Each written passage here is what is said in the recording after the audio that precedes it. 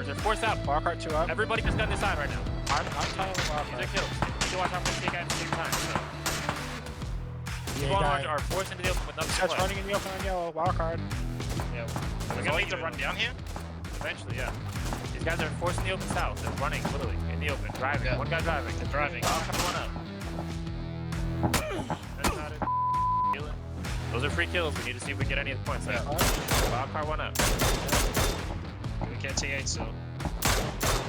Get in there. Flush the shit. See? An ATC on our right. ATT white. 3 more points. 3 more points. Zone, by the way. Yep.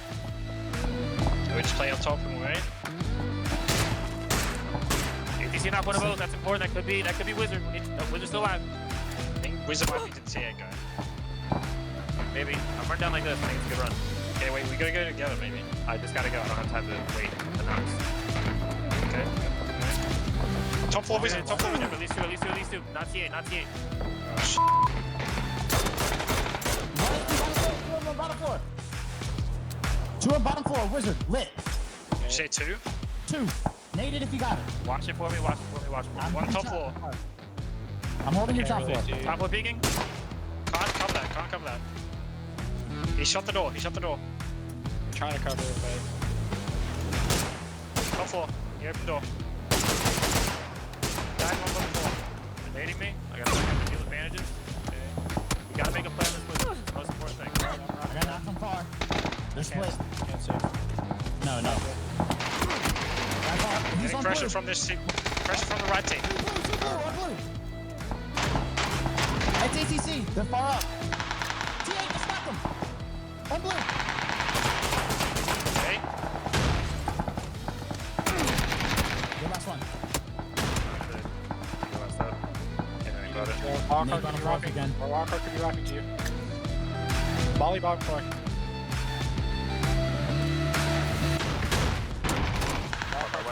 Wildcard back.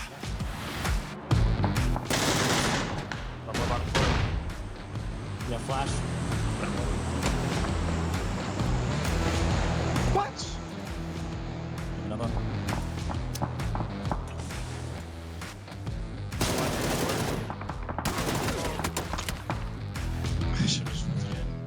Yep. If they both bleed, we win. Yep. Seriously? Yep. We get those kills. Oh. I'm watching. I see a knock on my screen, so... They're like... We got one. blood. I see the one. I see the one, bro. Get him. Please. He killed T8. He's going down to res. He's leaving. He's leaving.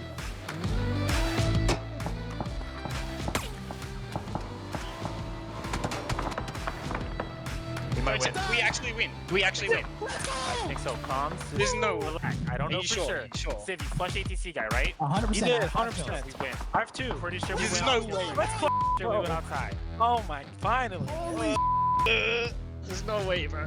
There's no way. I don't know, I man. don't believe it. I don't believe it. Relax. Give me your kills. Give me your kills. I have 5. I have 2. Okay. 5, 4, 2, 11. 13, 14. They had 2 points. Let's go! We did it. We did it. We did it with the time. We Pretty did it. sure. We did it. Oh, bro. Oh my god! You guys are legends. Every single one of you. Bro, there's no way, man. Nice dude. Clutched up again. Oh yeah, it's a team effort there, boys. Gotta you're unmuted, bud. You have to unself it. On you. I can't. It's not over until it's over. I just need to see it, bro. I need to see it, man. I gotta see it. Nice check in that corner, bro. Oh I my just God. have to see it. You said to me that if we win, if they bleed out, I stood up and just started biting my nails. I'm not joking. I got out of my chair. I haven't bit my nails since I was 12 years old, and I'm a lot older than 12. Lose my shit. I will fly to each one of your houses and just kiss you on the forehead. I'll kiss you back. Each and every single one. If we did this, bro, holy shit, I will snap. That's what I was saying. You won by Wait. 2 points. We did it! We did it! We did it! Boys, Oh, thank God. I love you guys. I love each and every single one of you. Oh my god. I can't believe it. God damn it. Good boys. Never give up. Jesus Christ. Yeah. Holy let's go, boys. Unbelievable. Unbelievable. Seriously, good. You guys should be so proud of yourselves. Holy man. You should be so proud of Yeah, we yourselves. finally are champions, boys. We're finally champions. You should be so proud. Second place curse has been broken. That's my tweet. Like, way to keep your head in it and not give up.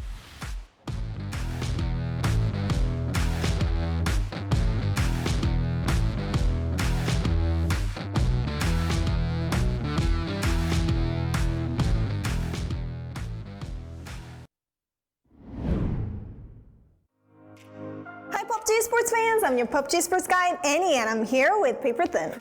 Hey guys, thanks for joining us for another episode of the PUBG Esports News Show. So today we're going to talk about the upcoming PUBG Continental Series 2, the whole participating team list, and the watch points we have there. Yeah, exactly. This is going to be really exciting. Not only are we covering the teams and players, but we have a new format this time around. It's going to be 6 days with 4 games per day for each region. So this is going to be a lot of fun and I think should be really good for the fans. So we have a week more to enjoy PCS2. So check out the calendar and don't ever miss a single match. And also, Pick'em Challenge is also back, so don't forget to participate. First, let's start with Asia. Here, we can find 11 new teams compared to PCS1. It's going to be a whole new competition here. We do have 4 teams which participated in all PCS events, like 4 Angry Men, Infantry, Tiamba, and OGN2s, but they will have to have a new strategy because they have to compete with whole new teams. Yeah, exactly. While some of these teams are going to be familiar to PUBG Esports fans, a lot of them did not participate in PCS1. So things are really getting jumbled. And especially, I think a lot of the drop locations are going to be contested in the Asia event. So I'm really excited to see how that plays out. I'm really interested in the landmark fight on School and Apartment Zone and Pochinki. How do you think about that? Yeah, exactly. There's 2, I think probably the 2 most interesting battles that are going to be taking place on Erangel is going to be between 4 AM and Ghibli for the School and Apartments. Now, historically, Ghibli has taken control of that location from 4 AM, so we'll see if that continues. The other one is going to be SMG and OG and Entis over Pochinki. Now, Entis tries to fight over Pochinki. It doesn't really seem to go well for them. So in recent history, it seems like they've been more willing to move away from that location. Will that be the case this time around? Because China teams really seem dedicated to fighting over their landmarks. I pretty much watched all of the PCS2 Asia qualifiers, and the last day of Asian qualifiers were insane. For example, in PJS, Detonation Gaming White and Sengoku Gaming was first and second before the last match, but both 2 teams struggled in the last match, and Sun Sister and Element 36 earned a lot of points and achieved that 2 last tickets. And to mirror that, in Korea, we had 3 teams that tied for the same amount of points for the very final spot to qualify for PCS2 Asia. So it was an intense final game with the Afrika Freaks and Genji and VSG all having the same amount of points, but Afrika Freaks won the last game and had more kills than the other 2 teams, so they were able to come out ahead. Yeah, it was really shocking not to have Genji in PCS2. The other team I would like to highlight from Korea is T1. Now they have picked up Starlord, the veteran from VSG, who has moved over to be the in-game leader for T1, and he led them to a victory in PCS2 Korea.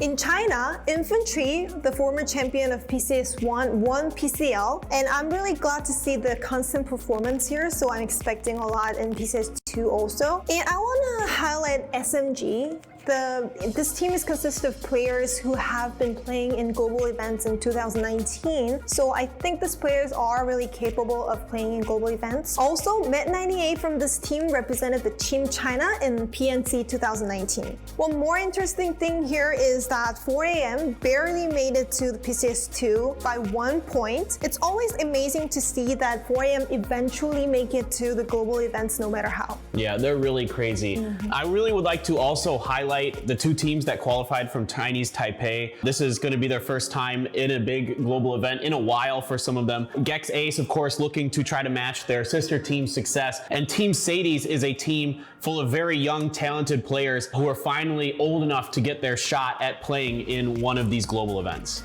So next is North America. We can see a lot of familiar teams here, but we have to talk about Shoot to Kill. They dominated group stage. They won most kills, most assists, most winner chicken dinner, and community voted MVP Purdy Curry. They've won group stage by 63 points. This is really a huge point gap, but would there be teams to challenge Shoot to Kill by any chance? Yeah, definitely. I think there are a lot of teams who can challenge Shoot to Kill here. I'm going to focus on 3. The first being Oath, a young team, a team full of really, really mechanically gifted players, of course, winning the PCS Charity Showdown. So these guys always going to be in it, I think. So the second team I'm looking at is Radiance, a team full of veterans who've been playing for quite some time. 3 of their players actually participating in PGC 2019. Los, Waldo, these guys are really good. McCoy, I mean, what an incredible team to have. And then finally, I'm gonna look at Sonics. They do support the superior pizza, being pineapple on pizza, so you gotta give them some love. Yeah, I love pineapple pizza too. But I want to talk about Tiggleton. He's back with Sonics. How do you think about this team synergy? I think it's going to be interesting to see how they gel. I mean, Tiggleton's been kind of bouncing in and out of teams for a while. Of course, we know he's an insane player on his own. He's capable of popping off at any time. The real question is how fast are they going to be able to get their teamwork going? If they can get it going, they absolutely have a shot. Lastly, I want to talk about Team Veritas, the former Wildcard Gaming, which was the biggest rival to Shoot to Kill in PCS1. All 4 members moved to Team Veritas, so I really want to see the rivalry again in PCS2, and I'm expecting a lot from them too. So next is APAC.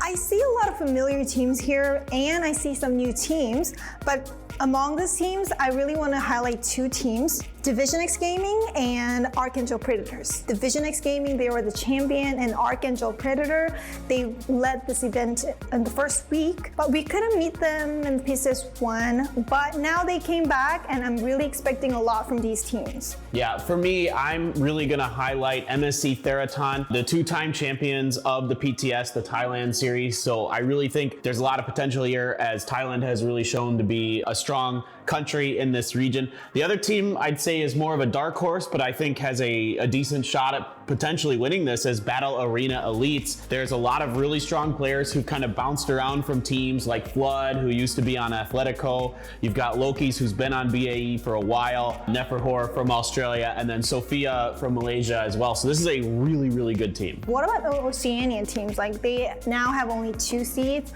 but I think Astra and Fury are the best 2 teams in Oceania. Yeah, definitely. I'm going with Fury. They just are so consistent. They're the best team in Oceania for sure. So for this team, they definitely have a real shot, and I'm definitely considering them for my pick to win APAC. So here we have a lot of teams who made it to all PCS events, right? Yeah, exactly. I mean, there's been quite a few teams that have made it to all 3 PCS events so far. Coming from Vietnam, both Cerberus and Divine have qualified for all 3, and from Thailand, Buriram and Daytrade Gaming have both made it as well. So this might be their chance to really shine.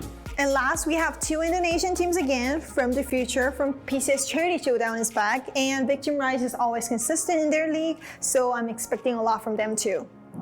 Last but not least is Europe. Europe, we can see a lot of familiar teams, but there are a lot of strong teams here, so any teams can win here. We really have to talk about the last day of the group stage. Navi, they won 4 chicken dinner in a row, earning 96 points. This is a record. And FaZe Clan, they showed the FaZe Sunday, earning like 87 points. They were a huge point there. Yeah, absolutely. I mean, these are some of the mainstay teams, the teams that we've come to know and love in Europe, really stepping up on the final day, making one of the most exciting days in PUBG Esports history. So many exciting days across so many regions, but you really love to see it. FaZe looks like they're finally starting to come together. Navi adding Orange seems to be a good addition, replacing Kemba, but Senya continues to lead whatever team he's on to good results. I also want to talk about Clib moving into Team Liquid from Tempest. How is it going?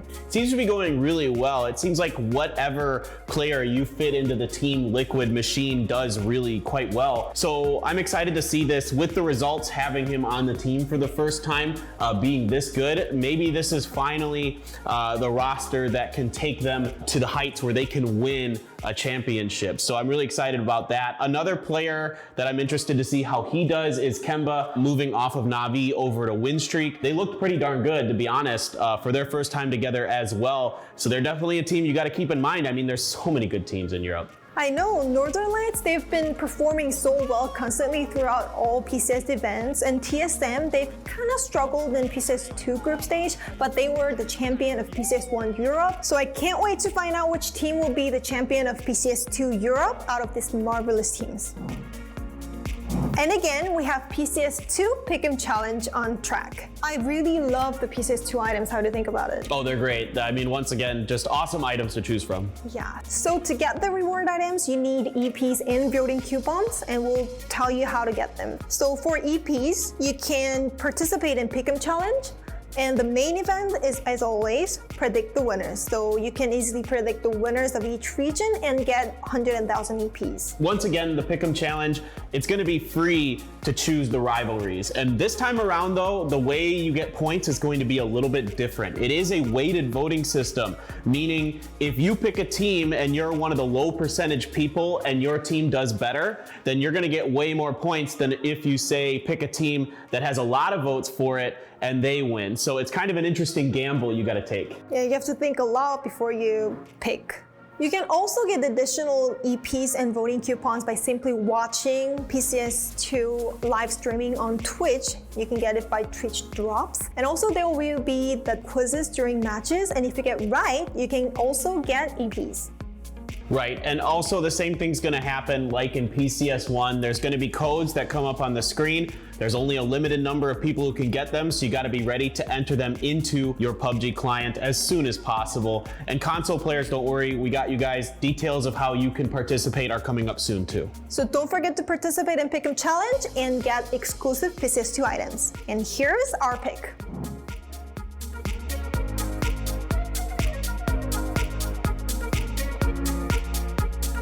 PUBG Continental Series 2 will kick off on August 27th with PCS2 Asia. So mark your calendar and stay tuned. I'm really excited to see who's going to be the champions. Yeah, I really can't wait. And thank you guys so much for your continued support. PCS events have been awesome so far this year, and we couldn't do it without you. So don't forget to subscribe and like for more PCS2 news.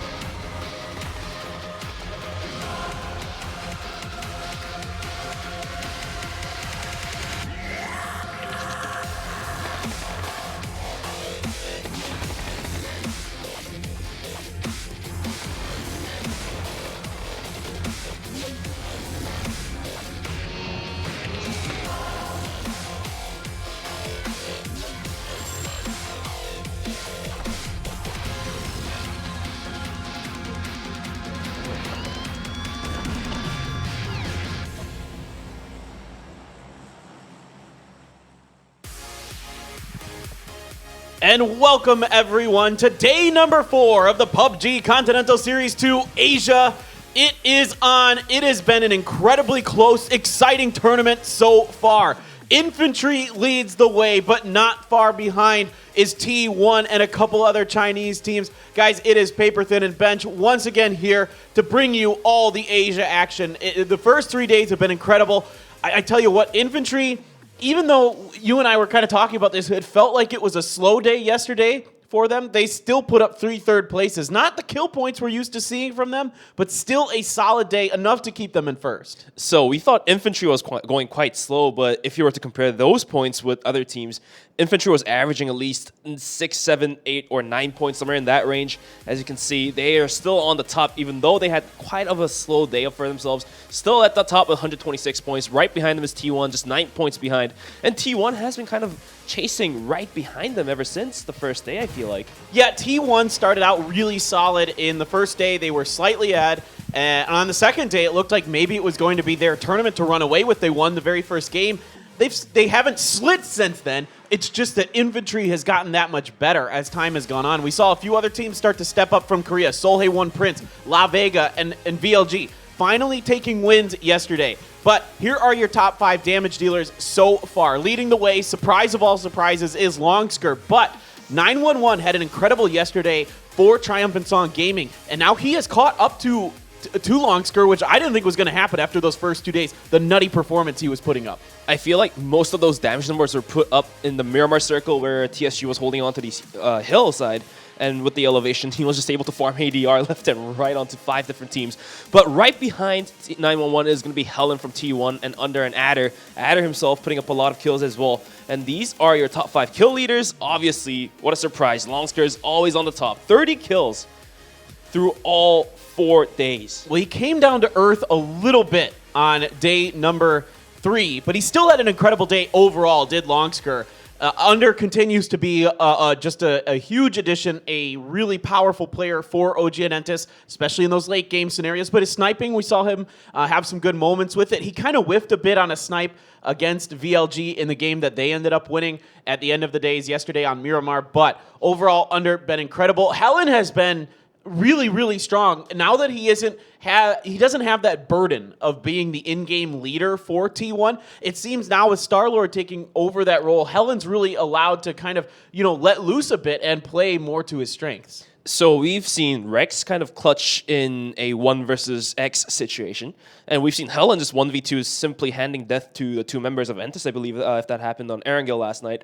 So because Helen doesn't have to think about how the game should be led in a certain way, that burden is now on Starlord's shoulder.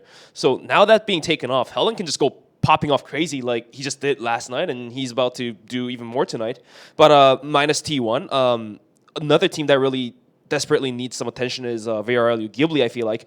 None of them have been putting their names up on the damage leaderboard or the top 5 kill leaderboard, but we've seen them almost winning a game, and actually winning a game, the final game, match number 4 of yesterday, solely because they didn't have to hot job on top of 4AM. 4AM backed off of it, and because they had the 4 squad up, not only 4AM did put up some good points, VRLU Ghibli, they themselves were able to come out with a win because of that. A huge day for Ghibli yesterday. Tons of points, leapfrogging themselves, starting out the day somewhere around 13th or 14th, going all the way up to 7th place coming into today. And really a big part of that was they were not contested on their drop spots on Miramar, and only one time on Erangel. They did lose to 4AM one time when they all dropped on the very top of the apartments in the very first game. But the second game, the plane path was very off-center, so it kind of forced a weird drop, and I think 4AM either did it a little too early when they came out of the plane or just didn't time it right or something, so they had to kind of veer off from the apartments as Ghibli had a much better drop on it, and there was just no hope for them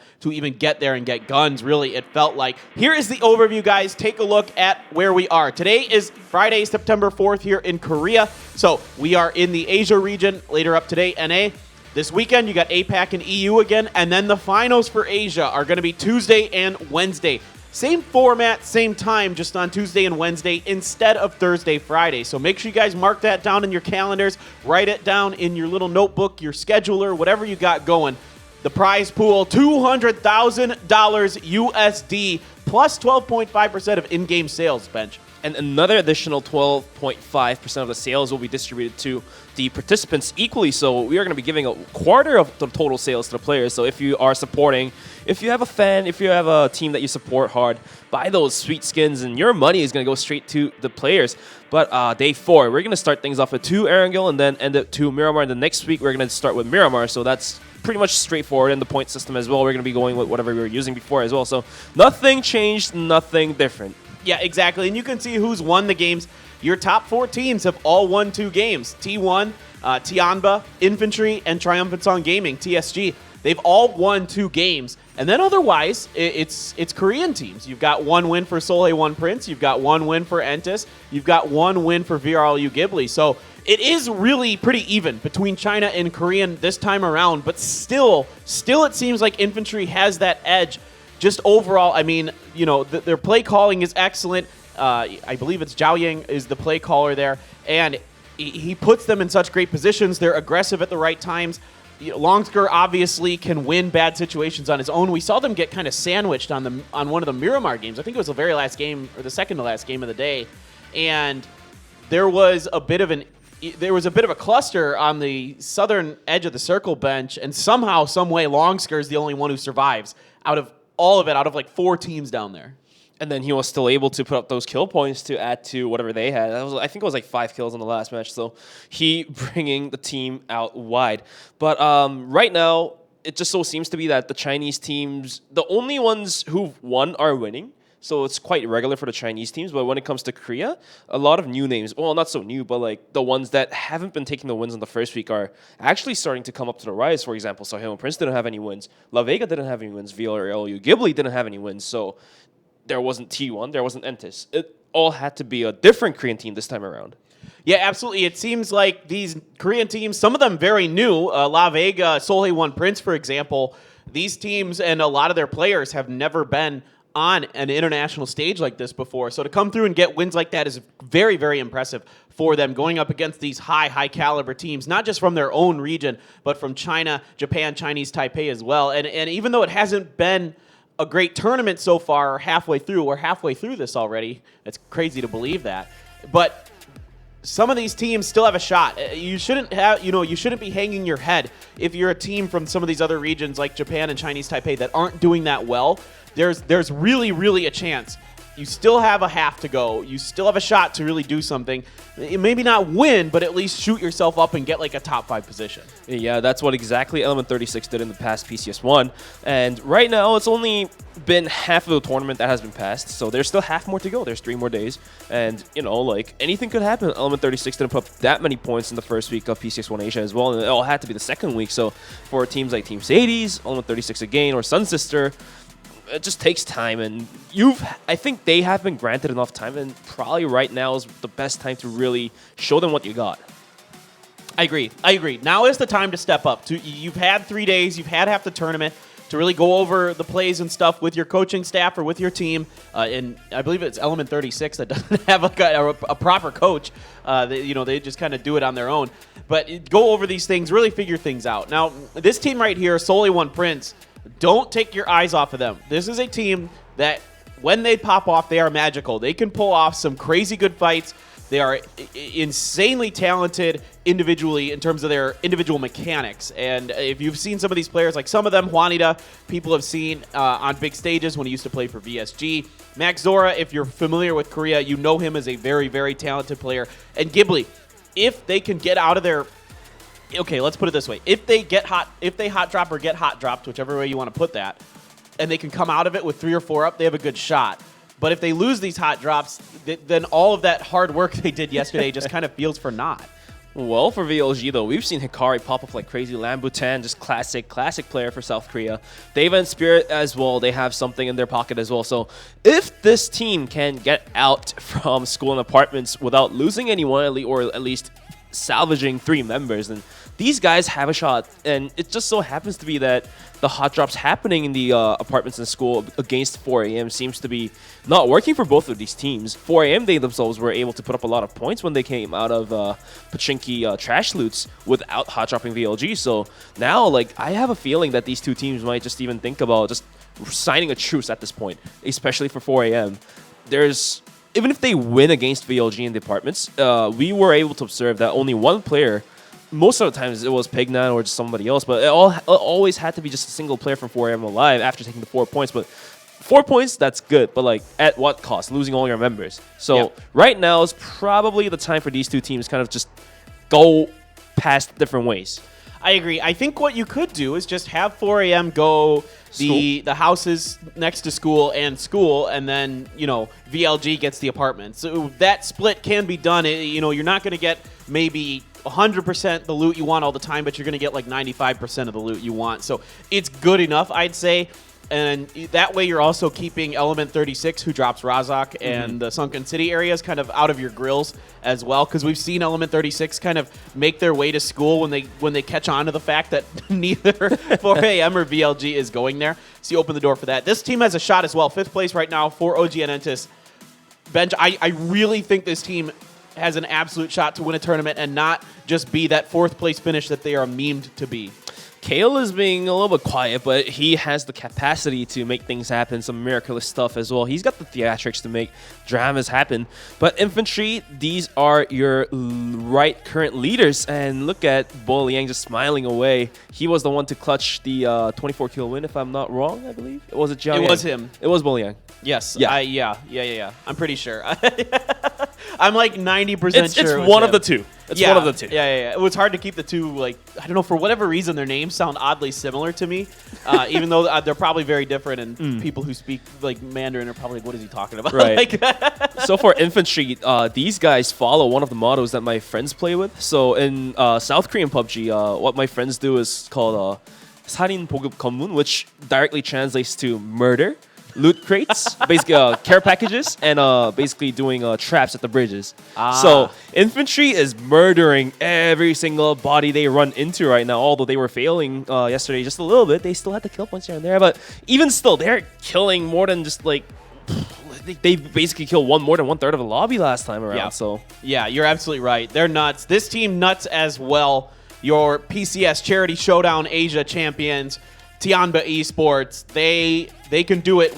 They're so steadfast. Lorena in the first week was incredible, outpaced only by Longsker in this entire lobby. So we know that they can get it done. Don't count these guys out either. They're sneaky. They somehow, some way, and they've got some good smiles on their face. They're having a good time, except for XS. He looks all business right now, but they somehow, some way find a way to sneak out like top 5 finishes with some kills. I mean, whether it be Lil Ghost or Lulu Always, one of those two just is they're so skilled at doing that feat that only certain players seem to be capable of. Yesterday, when we had the crazy shelter circle, Lil Ghost completely decimated TSG, I believe, with the vehicle explosion, and he was able to sneak out a couple more kill points here and there. So this guy really knows how the game mechanics and the game meta works when it comes to snakes. So this don't take your eyes off of this guy, even if his team is completely wiped out. If Lil Ghost is alive, then COC is pretty much in the game. Absolutely. I really, really feel like, and if XS starts popping off, we know he's their top fragger. Now COC's, they're kind of known for this in China. They aren't a team that are going to blow the doors off of you usually with kill rounds, like big kill rounds. They're going to get it done through placements, and now we're seeing how they're getting it done. It's just through extremely smart, disciplined play in the late game. When things don't go well for them early game necessarily, they still find ways to sneak out points. These guys need to find points, and they need to start kind of maybe rethinking their strategy early on. Like I said, I think it's fair for them to split, you know, they go school and, you know, the loot in between Pachinki and school, and then let VLG have the apartments. I think that's a fair split. Yeah, you maybe not, again, the vehicles can become a problem in that situation too, but you got to do something a little bit different, because for them especially, it has not gone as well. When VLG is allowed to have free reign, they've proven to be a better team. But for 4AM, even though they are kind of depicted as a placement team, but the individual mechanics on these players, especially for Pignan or Waste, they can 1v3 or 1v2 anybody right now. So individual mechanics is there. So when it comes to kills as well, 4AM is just a little bit quiet, but they have the power to do so as well. But looks like we are going to be heading into match number 1 without any further delays. Thankfully, unlike yesterday, we're going to be going right into the game, into the grassy lands of Erangel. So guys, keep your eyes on what's going to happen in this game. We can see the playing path quite even, just going a little down to the south, right towards Milta Power from South George. Tiemba is probably going to drop right South George. And one viewpoint that we really have to think about is school and apartments going to be contested once again, or basically what we've talked about just a couple seconds ago is going to happen, just splitting the two loot rounds around. It just seems like both teams are so stubborn about it. And there you can see your Erangel average kills, top 5 players, 2 kills per round for Longsker, 1.8 for Under, 1.8 for Sparrow, Reigning for Solhei 1 Prince 1.8, Linshun as well 1.8. So let's see where we're gonna get this. It looks like VLG 4AM right on top of each other. Pure Boy's there as well. I suspect Pure Boy is going for a vehicle gank. Like I think Element 36 is oftentimes benefiting a bit from this battle because they're able to like sweep up all the vehicles along the road to the north of school here. Entis probably going Yasnaya. And oh boy, all right, it's happening. All right, let's do it, guys. We never seem to fail and miss this these days. Right. Let's see what we got. I mean, these two teams just had to fail us hard on our callouts. Another apartment drop. Who has the first gun? Is it going to be VLG? Waste has an M16. There's SKS. Oh, Spear with a nice shot with the SKS is going to knock out 2 players. All of a sudden, it's going to be Hikari with the pistols to wrap them up. And Forever comes with the Bison. The Bison is strong. Broom, broom, broom. Down goes Lambu. Oh boy, and Hikari is able to finish the job though. So it will be a 1 for 4 this time around. VRLU Ghibli going to be the benefactors and one of the biggest wins we've seen in this battle so far. And like I said earlier, I think if VLG can come out of this, what in the world is that circle? Okay, hold the phone on that thought. That circle is absolutely disgusting. That is Jesus. And here's the weird part. This could go to the military island. This could absolutely go down there. I'd say you're talking about a 60% chance this is in the northern part, about a 40% chance it's down in the bottom part. Anyway, back to VLG. VLG, with 3 up, they still have a really good shot, but this circle kind of throws everything into chaos regardless. This is going to be absolutely insane. What I'm really curious about, this is an opportunity for Sun Sister and Afrika Freaks. They finally have a circle in their area. How are they going to set up shop early? What zone are they going to control? Because they're teams that need points desperately. So on a circle like this, if you were to omit and kind of risk a little bit that the circle is not going to go towards Millie Base and Novo, I would say Afrika, they should set up shop by the hillside, by the beach of the 4 houses loot outside of the small Milta Power. And by doing that, they have a really good overlook on anyone coming into the territory, into Milta even, and the ones that are coming to Power as well. So Afrika can easily scout out for information, and it's an easy rotation as well if they're able to salvage their cars, just hide it behind the terrain. Then, yeah, Afrika has a pretty decent game in that case. Sun Sisters, because they're in Milta and they do realize that there's Afrika right next to them, I would even say that they can even go up to the lumberyard side and just make their way down there, starting there, and then try to go for the trash houses, the hut houses by the outside of your big Milta, you know, the one line houses. And then if you're able to control that, then yeah, it's going to be a really decent spot to control as well. Yeah, there's a couple really powerful spots on the northern side. I don't expect, maybe one team will go over to Novo, grab some boats and wait it out, because you can get from Novo to the area around there on the peninsula relatively safely. Usually. Sometimes teams will hang out around the coast just to the south of everything on the very, very southern part of that peninsula and try to gatekeep teams if they know someone's out there. But if you're quiet about it and you're sneaky about it, you might be able to get away with it. In the meantime, COC was over by Quarry area, so they're going to have a long rotation. T1 went to Gatka. They have a long rotation. Of course, Tianba is South George, Sadie's North George, all very long rotations. The rest of the teams already making their way in. Yeah, we can see on the map right now a bunch of teams already starting to move. It's only been like 4 minutes into the game. Spear and from VLG. The rest of VLG squad is moving into the circle as well. I don't even think they had the time to loot maybe like even two apartments for themselves. So I think they're going to be quite low on their loot. So let's see if they can even find any spots to loot inside a circle, since most of these loots are taken most likely. There's not going to be much in this circle. I mean, this is a case where if I'm VLG, I might consider going down to Sosnovka Island. But I don't think they will. I think they're just going to bang on in, as they're already pretty well inside the middle of the circle. It could have been a circle where I considered it at least. and especially with only one vehicle, there is that option. It's risky, but in certain situations, you got to roll the dice a bit. But they had an early aggressive rotation, although they're stuck with only one vehicle, so they got to make sure they're well ahead. And it's one of the slower ones with the UAZ. Now it's one of the good UAZs, but it is slower than Adasi. As you can see, Mad 98 catching up well into VLG, and that's going to drive VLG off. EJ he dropped into this area for Afrika, and it looks like he's going to peel off. So this time around, these teams now have to start murdering other teams to get the loots, because all of these teams are going to be low on guns, low on ammo, low on meds. So let's see if that's going to be possible. Still moving. The gunfire is going to park themselves around this area. That's been recently added to Erangel as well. So there's more terrains to work with nowadays. Entis as well is going to be sending themselves down from the Povka main road as well. Let's see where they're going to end up being. Looks like the big multiplayer is open as well. Sungjang. Oh, nice. Oh, nice. Kale saved that. Kale didn't, well, I don't know if he needed to, but it helps. Doan under some pressure from infantry as they move into this is on the bridge, the western side of the bridge by the water tower facility. And some sprays coming in. Nothing really doing with that mutant for Longsker. Not great loot yet for infantry. So they prioritized rotations early. But right now, they're not able to get too deep. Now, the thing for infantry is right now, they do control the northern side of that bridge. So if it does shift south, they have a lot of options available to them. And COC is going to be your one team that's going to opt to go to Sosnovka Island and try to make that work.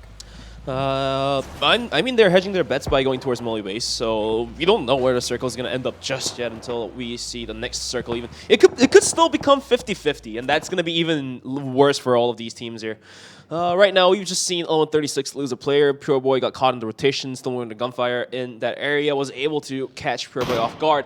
We're going to be looking at T1, just exchanging fire with Longsker. I don't think Longsker wants to pull up, and realizing that somebody's in the area here, the 7 houses we call it.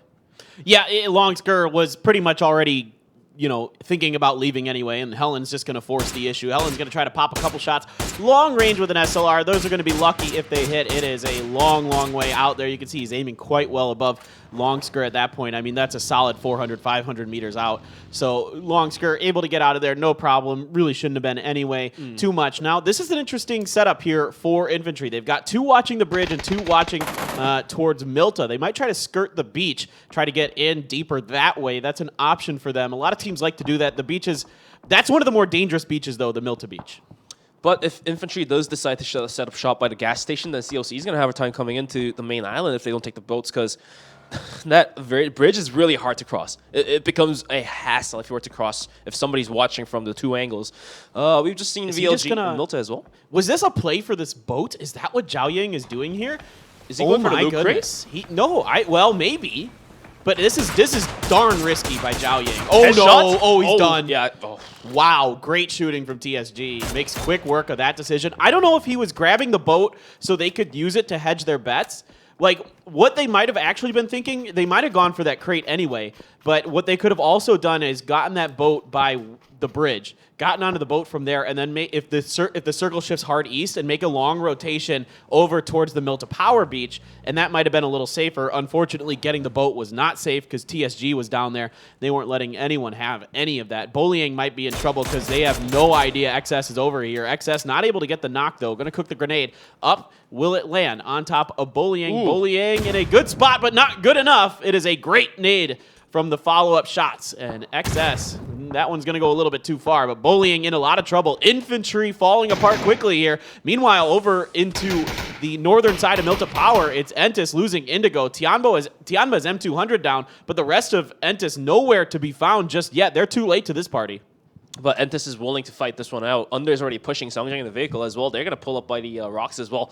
And this might become quite nasty for Tianba after taking the kill. Sungjang has been spotted out. Z9 Max is going to put himself behind the rocks to cover himself. In the meantime, the circle is going to shift back to the main island. So the hedging bets didn't work for COC as infantry still kind of watching onto it. Longsker in the 3 houses. COC might just be able to take the right-hand side and come out from the bridge as well. Megzora in the meantime. So Human Prince is going to sniff at this one, but is going to back out right away after getting a punch. It's like a school kid getting shooed away. Yeah, well, they saw the kill feed. They heard the shot, so they thought they might be able to pick up something off of this. They saw a couple different knocks. They know that Entis is kind of at least partially engaged on this, so they thought maybe they could catch Tianba a bit off guard. Doesn't happen that way, and Soleil One Prince has to back off. didn't like the situation they found themselves in. Entis, on the other hand, has committed pretty hard to this particular fight. Sungjang, these guys, they want to do something to Tianba. Tianba's ahead of them, so they want to see if they can maybe get some points off of them and inch a little bit closer to them. It's going to be tough, but they do have a Groza, and I think this is probably a big part of this decision right now for Entis, as they have this level 3 gear with the perfect gun for a close-up fight. All right, here comes Tianba. They're going to be pushing out. Sungjang might be spotted out here. M200's climbing as well. Sungjang, oh, this position is so good. He's going to start spraying. Finds one. That's good enough. He's going to reposition himself back into the smoke to cover himself. Gets a reload. Kale now popping a nade into the smoke as well. Lynch's already down super low HP. Is that nade going to be closed? That's going to bounce off the rocket. Kale finds the Kobe. Tianba getting destroyed now. Sungjang, though, after taking a couple damages, that Molly's going to burn him up, but he's not getting knocked out. M200 on the push. And in the smoke is going to find Sungjang. Yeah, it was really close there for Sungjang. No, Kale's got to be super careful. Where is Under in all of this? Under's got to be the hard point here. He's got to keep Kale alive. He's got to push up Z9 Max, the only one left. There are no frags or other throwables available for Under right now, so he's in a bit of a pickle. Here comes Soleil 1 Prince. Finally, they've seen enough of this kill feed, knowing that they can come up and take points. They absolutely should. Actually, Raining's fighting Gex Ace as well, so that might keep Soleil 1 Prince a bit busy for a second, but I think Soleil 1 Prince absolutely could come in here and finish both of these teams off, and I think Under realizes that this is not a winning fight anymore. Kale is crawling away, but he's been spotted out by Magzora, so the kill has been stolen away from Tianba, and Solheon Prince is now adding the kill points into it. Now Kim Goni opens up towards Lorena, so Tianba, after almost taking down Entis, is going to be put in a little bit of trouble. Might have to find a trash can to hide now, but there's nowhere else to run as zones are being pushed. Solheon Prince on a 3 split is going to be slowly coming up to the rocks. Magzora throwing out some utilities as well. I don't know if that's going to land, but 200 is going to find some damage as that's going to bounce off the rock. Z9 Max on the front line is going to knock out Juanita. That might open up the gate for Tianba to kind of relieve some pressure, but Kim Goni doesn't want to stop. He's going to move up to the rock, and he has a pretty good angle as well. He's not really willing to push out just yet, but he's going to peek down. Oh no, Lorena! Oh, Lorena heard the footsteps and took advantage of it. They got to make a decision. Soleil 1 Prince is not being aggressive enough on this fight. They're giving Tianba too much time to react, to set up to this fight, and now this might back Soleil 1 Prince off. They had a great formation here. They're 2 down. They're going to lose 2. Tianba holds fast against 2 different teams. What an impressive performance for them. Now Maxora is in a battle with Under, and he is just trying to fire on both sides of the tree, seeing if he can catch anything. Under with the spray doesn't really catch any piece of Maxora. Now he's going to go for the smokes out is Under to get his heels off, but this is an impeccable defense from Tianba. Solheon Prince almost had that one, but because they held it back for a couple seconds, Tianba was able to regroup and start firing back and retaliate towards Solheon Prince. And now Under tries to join into the fight as well. And Solheon Prince, they're fighting 2 different ends, and that is not good for now. Maxora, and he's going to just get into a vehicle and get running away. In the meantime, the circle is going to be multi-power, my bad, is going to be the center as well. And this circle is nasty. If you don't have a compound, you are pretty much done. Yeah, it's tough. It's very, very tough. There's only a couple spots you can really work right now if you don't have a compound. Right now, Milta Mini, very high priority. If I'm Gex Ace, I'm condensing into Milta Mini. Like, all 4 of us are going in there, and we're going to try to hold that down. That's a really powerful spot in this circle right now. T1 has other ideas. They're heading to the south of all of this, trying to drive through. Sylphia and Element 36 trading shots with Sun Sister, the other Japanese team. And T1 has to hold up for now. There's tons and tons of other teams in the way, so they're trying to find some way to get through and in. TSG in front of them. TSG did, I think, lose 1 or 2 members against VLG early on in a side screen action. Sun Sister does some knocks to La Vega. Here comes Sadie's as Tianba's trying to get out. Z9 Max, though, rolls his vehicle a bit. He's trying to get it going again. Luckily for him, no one was really paying a ton of attention. Just some boys from Soleil 1 Prince now trying to make him pay, but they only do about half damage. And there's the code on your screen. Type that in your client. You'll be able to claim some prizes for sure. Raining now, putting some bullets into the vehicle, popping the tires to not let those vehicles move. T1 is going to find this little ditch. This location is quite decent. I've been personally playing this spot as well, and it's quite strong, but you will definitely need more than just 2 members to hold on to this spot because you are quite exposed from the backside as well. Yeah, unfortunately for T1, our observers just gave us a shot of how split they are right now, so it's going to be a bit challenging for them. Just keep note, guys, that code is unique to this particular stream. So if you are here, you can get it. So be quick on the draw with that. If you're the first to see it, it's not coming out on any other stream, just the English one. So go on and grab those esports points. Infantry lost 2 early, so it's Longsker And who's the other one? 9 here is going to be the other. So 9 sending it towards T1. Is he going to be able? I think T1's regrouping anyway, so they're just leaving. But that's dangerous for T1. That's a buggy. That is a buggy, and 9 was able to stop here. Helen already taking a bunch of damage from far away. They're going to be sending it towards the rest of their teammates, most likely. Helen, another bullet, 911, just popping off right now. Helen has been wiped out. Easy flush down the drain. Kill point added to TSG's backpack. Rex now trying to join up with their teammates, but the buggy well beat up. Back tire has been popped as well, and for buggies, when the tires pop, it's just so hard to drive around in this terrain. Yeah, and I mean, poor Helen was the back seat on that one, and you know, that's just the way the cookie crumbles when you're on a buggy like that. If you're on the back seat, it's just so easy to be shot off of it. It's not very fast. Obviously, you have basically no cover. So, your butt hurts. Yeah, exactly. It is not good. All right, circle numero tres coming at us. Excuse me, circle number 4 coming at us now, and it moves over to the west. So this one's kind of half forest, half flat plains. So there's a little bit of interesting decisions to be made. Under gonna get Lorena a little bit of payback on to Tianba, throwing some smokes out to cover the angle so he can step out to try to finish this. But Tianba already on here. Now that was Lorena's like 2nd or 3rd knock, so he's just going to bleed out very, very quickly. Under didn't really necessarily need to burn all those smokes. I don't think he quite realized that it was going to be that fast for Lorena to go down. Now the rest of Tianba, Z9 Max, M200 flank out. In a 1-1 split around Under. Can he hold this off? Under is nutty good in close range quarters, so if anyone can do it, it's going to be this guy. He sees M200, not really able to connect much with that first shot. Smoke's going to obscure things, throws a stun around the corner, almost catches a member of Tianba there. Coming and peeking around the side, a grenade's going to do some damage to him. He's around, he tried to pre-fire, but it wasn't good enough. M200, reaction time very good, and Under goes down. OG and Entis out in 15th. In the meantime, T1 is getting beat up by COC. Logos already knocking out Starlord as well. Starlord down super low. Can he get the res up there? I don't know if that's possible. Adder has been putting himself into small multiplier as well. XS has pulled up to the scene as well. So COC really willing to take these 2 kill points in their backpack. T1 almost had this game, I feel like, but those bullets are quite accurate from Champions of Competition, and now their dream has been shattered apart. And second nade will do the job onto Rex as well. Just Adder alive, but Adder himself, he can snake out some points as well, so let's see if that's going to be possible. I mean, a lot of teams are going to be kicking themselves when they go back and watch the replays of this, that no one tried to contest Gex Ace for Milta Mini or any of those other compounds. Oh, tire shot out for 9. That's not good. He's taking a bunch of damage. Small's going to knock him, or excuse me, Hansia from Afrika going to finish the job there. Actually, it's Shandian who steals that from Hansia. So Infantry off to a slow start of game, but we know traditionally that they will put up those kill points in Miramar more often than they do on Erangel. Obviously, their Erangel is really good as well, but it just so seems to be that Miramar seems to be their groove in a sense.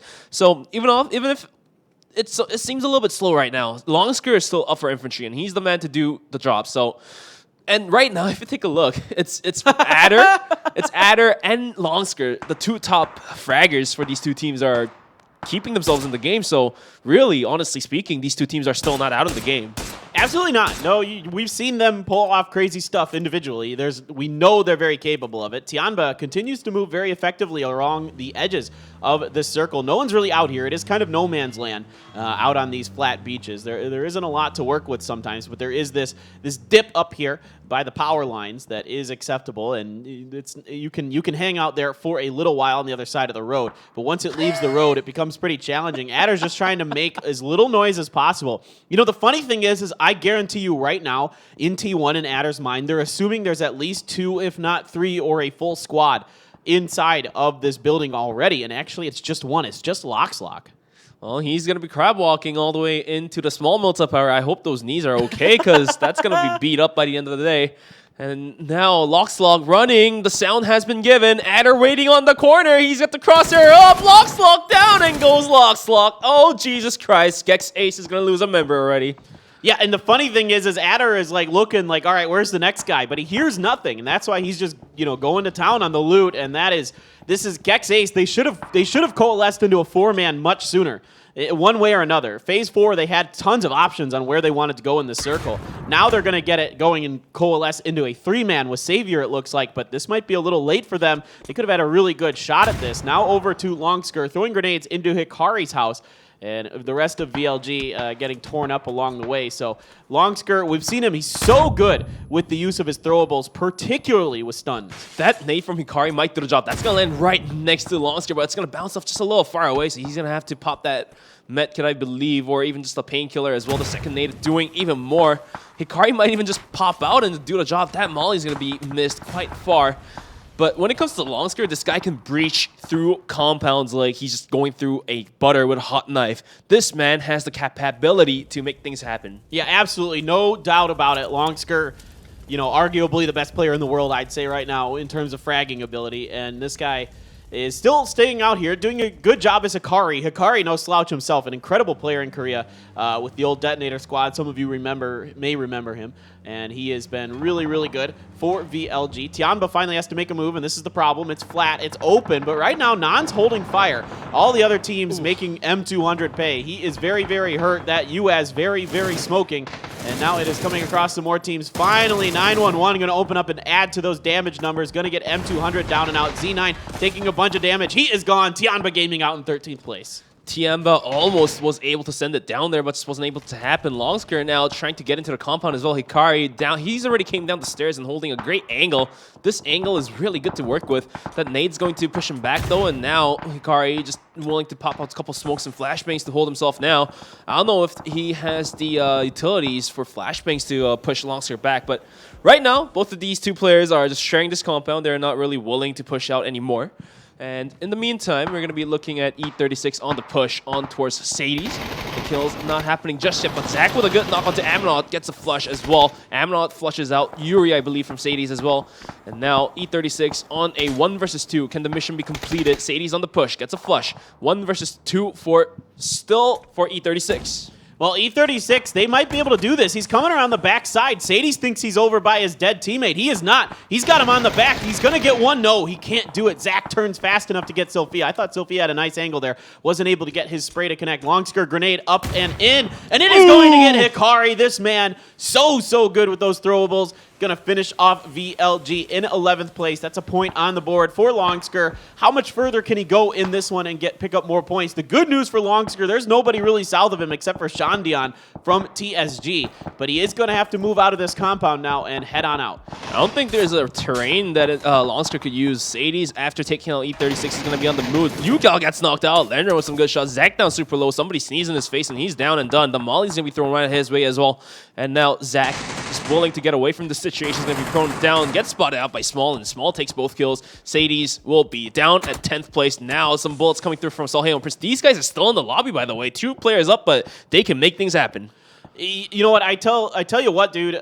Still moving under gunfire has a really good chance to win this game, and Adder somehow, some way, still alive. He's going to probably wait for COC to make their move here. He saw the smokes, so he knows that somebody's going to be making some kind of transition. XS trying to drive his US just enough torque to get up and over that hill. Now he's going to full-on send it. Adder's actually going to take some shots. I actually don't think Adder should be shooting here. That's giving away his position. I know he's trying to pick up points, but in this case, maybe he could get lucky. Maybe he could get lucky. And actually, the funny thing is there probably might be vehicles left over. Although with this crossfire with COC, he might be able to pick up some points that way. It's actually 911 who's doing all the work right now. 911 on a campaign to out-damage Longsker right now. Can Adder take down XS? Yes, he does. The good spray down finds the head of XS, and COC outdone by the raining doesn't let Adder pass away. You shall not pass, and Adder goes down. And now it's T1 out at 8th, and it comes down to 7 different teams to make things happen. And 911, after taking a bunch of kills, is going to get in the buggy and get rolling, but he's outside of blue. The blue tickles now. It's phase 6, about to be phase 7. He's going to have to go in the circle quite fast, but Africa waiting on the side. They've already parked in the 4 houses, and they can easily shoot down any of these players. 911 at the edge of it as well. La Vega right on top of them. Can they find a terrain to work with? This is a nice spot for Africa. It's going to be weird if SMG can find an angle down on top of them. They might lose a member or 2 to that, but good shooting can help prevent that. Longsker, in the meantime, just shoots at everything he sees and doesn't really get anything to Hansia. Hansia with some good return fire, going to make Longsker go for that first aid, and now he's going to keep moving up the hill. He has to be kind of aware of 911 in there as well with all the smokes and other things going on, so he kind of backs down the hill. There isn't really a lot for him to work with. Dowan and La Vega now putting shots into Longsker, so this position continues to get worse and worse the longer this goes on for Longsker. Popping the tires is Dowan to make sure that Longsker doesn't have the ability to use that Dacia going forward. If Longsker has like 3 smokes, then he may have a slight chance to even get into the circle. But right now things look. Oh, he was able to find the terrain to work with. So thankfully he was able to zone himself into the white zone as well. In the meantime, it looks like La Vega has the center, but we are about to find out if it's still going to be center. And La Vega controls the west edge of it as they're controlling the Wizard Hut. And this hut becomes very powerful in a circle like this. They can have an easy overlook onto Afrika or TSG or Gex Ace moving out from their compounds. Yeah, absolutely. It's really interesting to see how this one plays out because there's still a lot of terrain to work with in this circle. There's a lot of cover as well for a lot of these players and teams to utilize. So Longsker is still alive, going for the heals and stuff. He's going to get placement points at the very least, even if he goes out now. So he's getting some points for infantry regardless and going to get them a little bit ahead of T1. I hate to say this, I don't think he has much longer to go. I think it's going to be tough for him, but nobody's really watching him. I don't know. Gex Ace should have known he was over here. They should have known that he was shooting. They should have been paying attention to that. But they're really more focused on getting into this circle, and they might have been scuffling with Solhei One Prince, and that might have distracted them from the movements of this man right here. This could be a backstep move for Longster. Longster gets spotted out, but now it becomes 1v1. Dur finds the headshot. How does he do this? Booyahoo knocked out, but Blue moving right behind him. He's going to pull the medkit and get going. Solhei One Prince out, so now Infantry starts earning those placement points, and he's already found a kill point as well. Afrika now moving into TSG. 911 gets knocked out. Quick fire from Roja. This is going to be flushing out him as well. Yeah, that's going to be Triumphant Song Gaming out in 6th place, so Longsker continues to rack up more points into at least 5th place for his team, and this one's got to be on Gex Ace. They got to cover that flank a little better, and they're just not able to do it. But Longsker is too good. You can't allow just one member to try to 1v1 him, and now they're completely busy fighting SMG. He's going to have free reign on the rear flank. Savior down. Some shots coming from Landren, but not good enough to prevent Longsker from picking up yet another point as he finishes Savior off. How does he do this? Now he gets spotted by Afrika. I believe Hansia was just about to peek out from the corner. But right now, he's going to be bouncing back from the smoke so to cover himself. And Longsker just continues to put damages into the 2 different teams. Gex Ace now losing a couple members as well. And I don't know if his position is safe enough for him to cover for the next circle. But right now, I don't think he has nowhere else to go. Roa gets knocked out. Doan, some quick shots will deal damage to the head. Wow, that was filthy from Doan. Just up, over, done. Thank you. And grenades raining down now onto Afrika. If they can get some throwables inside of this wizard, they have a good chance. Now, Sparrow's out there on the flank. How aware of that is Afrika? It looks like EJ's kind of looking that direction a bit, but that might be more because of the direction he's proning, not necessarily that he knows that anybody's up there. We'll see. Right now, though, Sparrow doesn't have the best of angles. There's still enough of a hill between Afrika and the wizard, but Afrika does have to come up over that hill to get into the wizard, and the wizard itself is outside of the circle. So, back over to Zennon, gonna go down, and he did get a knock on Nabaule, but Man98 gonna finish the job there. Longsker continues to hold on because nobody's paying him much attention. Afrika La Vega just trading blows right now. Only Zenith down, though, over there. Longsker now in a battle with his fellow Chinaman, Lanren. Lanren, though, is not really offering much to Longsker, so Longsker not really a big fan of that, gonna reposition. If La Vega and still moving into gunfire continues to fight each other, then this might allow Longster, and as I just mentioned, that he's going to be knocked out by Matt98. Now it comes down to 3 different teams. La Vega, 3 up. Still moving into gunfire, still 3 up, I believe. Afrika has a member, but the res might be possible. The Nate from Cali might do justice to do. Oh my god, that's going to land right between those 2. That will be Afrika down and done. Now it comes down to La Vega versus still moving into gunfire. SMG has control of the circle, but La Vega, they can literally brute force into this one. Yeah, this is going to come down to some individual skill for La Vega. They just have to outplay SMG in some of their 1v1s on the side. Sparrow moving over towards Man98. Man98's cooking a grenade. Really up and over, getting great calls from his teammates. That's right on Sparrow. Good grenade from Mad98. Finds the knock on a Sparrow. Sparrow out on an island. That's going to be Kali down as well. SMG on the hunt. It's going to be them moving in very quickly. Going to be ignoring Sparrow. No reason to go for him. There's only Zenith left here for La Vega. He has pushed out and kind of gotten in a cheeky position. Picks up at least 1 point for La Vega here towards the end. 2 kills for Zenith, but every member of SMG. Now, SMG isn't very fanned out. There's a chance here for Zenith if he can catch a nice grenade or something. He's got 2 frags. If he can get a good one off, he might be able to do this. No, he's going to opt for the M4. A little late on the trigger there. Going to pop up and over. Gets 1 knock. He cannot get the second. It is going to be still moving under gunfire, taking game number 1 of the day. quite literally said they are still moving under gunfire, zoning towards Zenith, and was able to take the win, single-handedly wiping the game out by themselves. It was a good start to finish there for still moving under gunfire, having 4 coming into the late game, you know, working their way down that hill very methodically, very efficiently.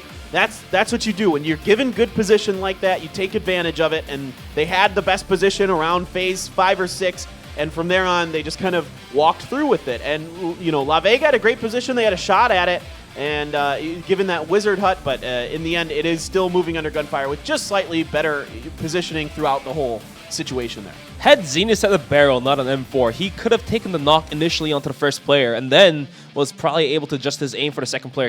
Because it was an M4 and because the spray pattern is a little different, I think that's the reason why he failed to knock out the first player initially. I mean, he was able to re-peek and do the job, but the second player was already close up enough to find a knock back onto Zenith as well. So I think that was one of the key factors that Zenith wasn't able to single-handedly 1v3 that one out.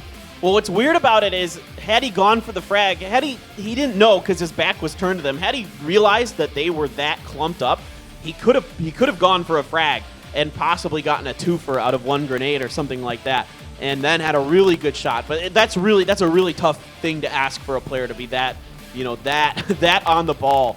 And he had a chance, but yeah, I think you're right. I think a barrel in that situation probably going to be a little bit better, especially because it's that close range. But in the end, still moving under gunfire with just textbook play, just textbook working of that entire situation. And we'd be remiss if we didn't talk about Longsker.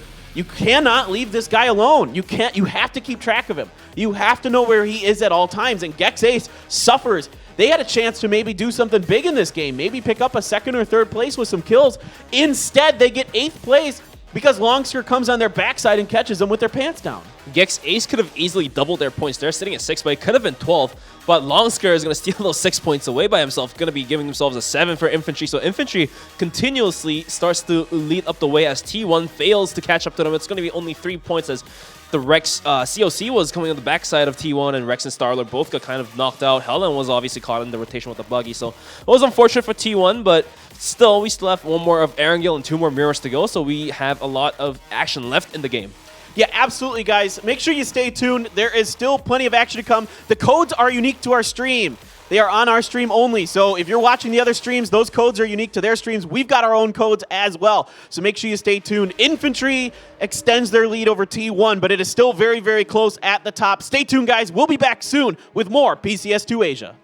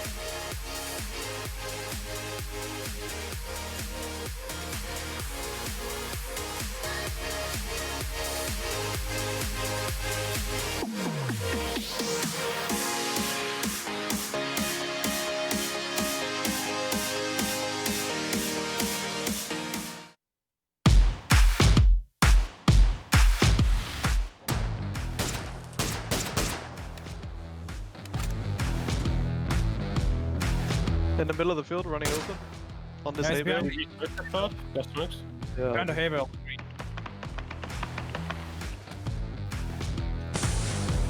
Fucking hell. He's smoking out the shack now. He's gonna run out. I'm hard scoping him as well. Yes, Let's just jump out. send Run him out out. left. He's taking damage. Knock that, almost knocked that guy on the bale. He's on green. Hit twice with Not us. in anymore. Where are Yeah. these close guys? They're just on the people. We can take this slow. We don't have to like insta push it. Let's kill the south guy first. He's right, middle smoke. Right smoke. Maybe he tries to make that run with the gap. Oh, smoke me up. Like Gonna- 3. Okay, One of NLT knocked. One of the road guys is 1 HP. Where is he? Smoke. Knock, knock, knock. Nice. that was the shot guy, right? Yeah, knock shot. Road. Knock. Dead, all field dead. Should be on the cars. Nice. No. 1 HP on the road. 1 HP on the road. I knocked a different team. 1 HP on the road if you didn't flush him. Okay. Knock I him. didn't. Nice. I'm second get the bleed. I'm rest. dead. I'm dead. I'm no against smoke. one. I'm no smoke. Have to res insta if you want res. Resin. It's only He is one. on me. Just res. That's all you want. I'm gonna run up right. Right now.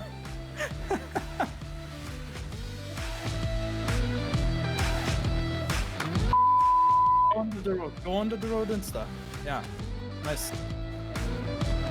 Fuck Come you, left. Come buddy. left. Come left. Someone can do it as well. Yeah, I'm coming with you. Crash in this smoke. I'm looking for you two. None. A road by me. Coming, pushing him straight. I'm flashing him. Behind the car probably. The car. There he is, field. I'll flash. Nice. Oh, that.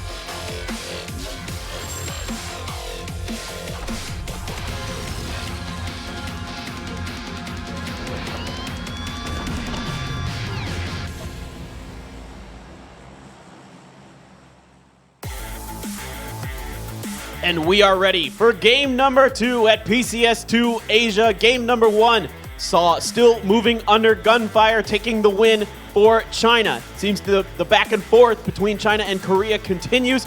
Can someone else step up and stop one of these two regions? We have yet to see either Japan or Chinese Taipei come through with a win of their own. Gexace had a shot there, but some missteps along the way kind of made the wheels fall off that bus as time went on. But regardless, still moving under gunfire, had the best position for those last couple circles for sure, able to work it out almost with a bit of a hero play with Zenith. He was kind of close, but in the end wasn't able to get it done for La Vega to repeat, winning games 1 from yesterday. They weren't able to repeat today, but La Vega, another strong performance here on Erangel. Can La Vega or VRLU Ghibli find a way to start climbing these ladder boards is a big question in my mind right now.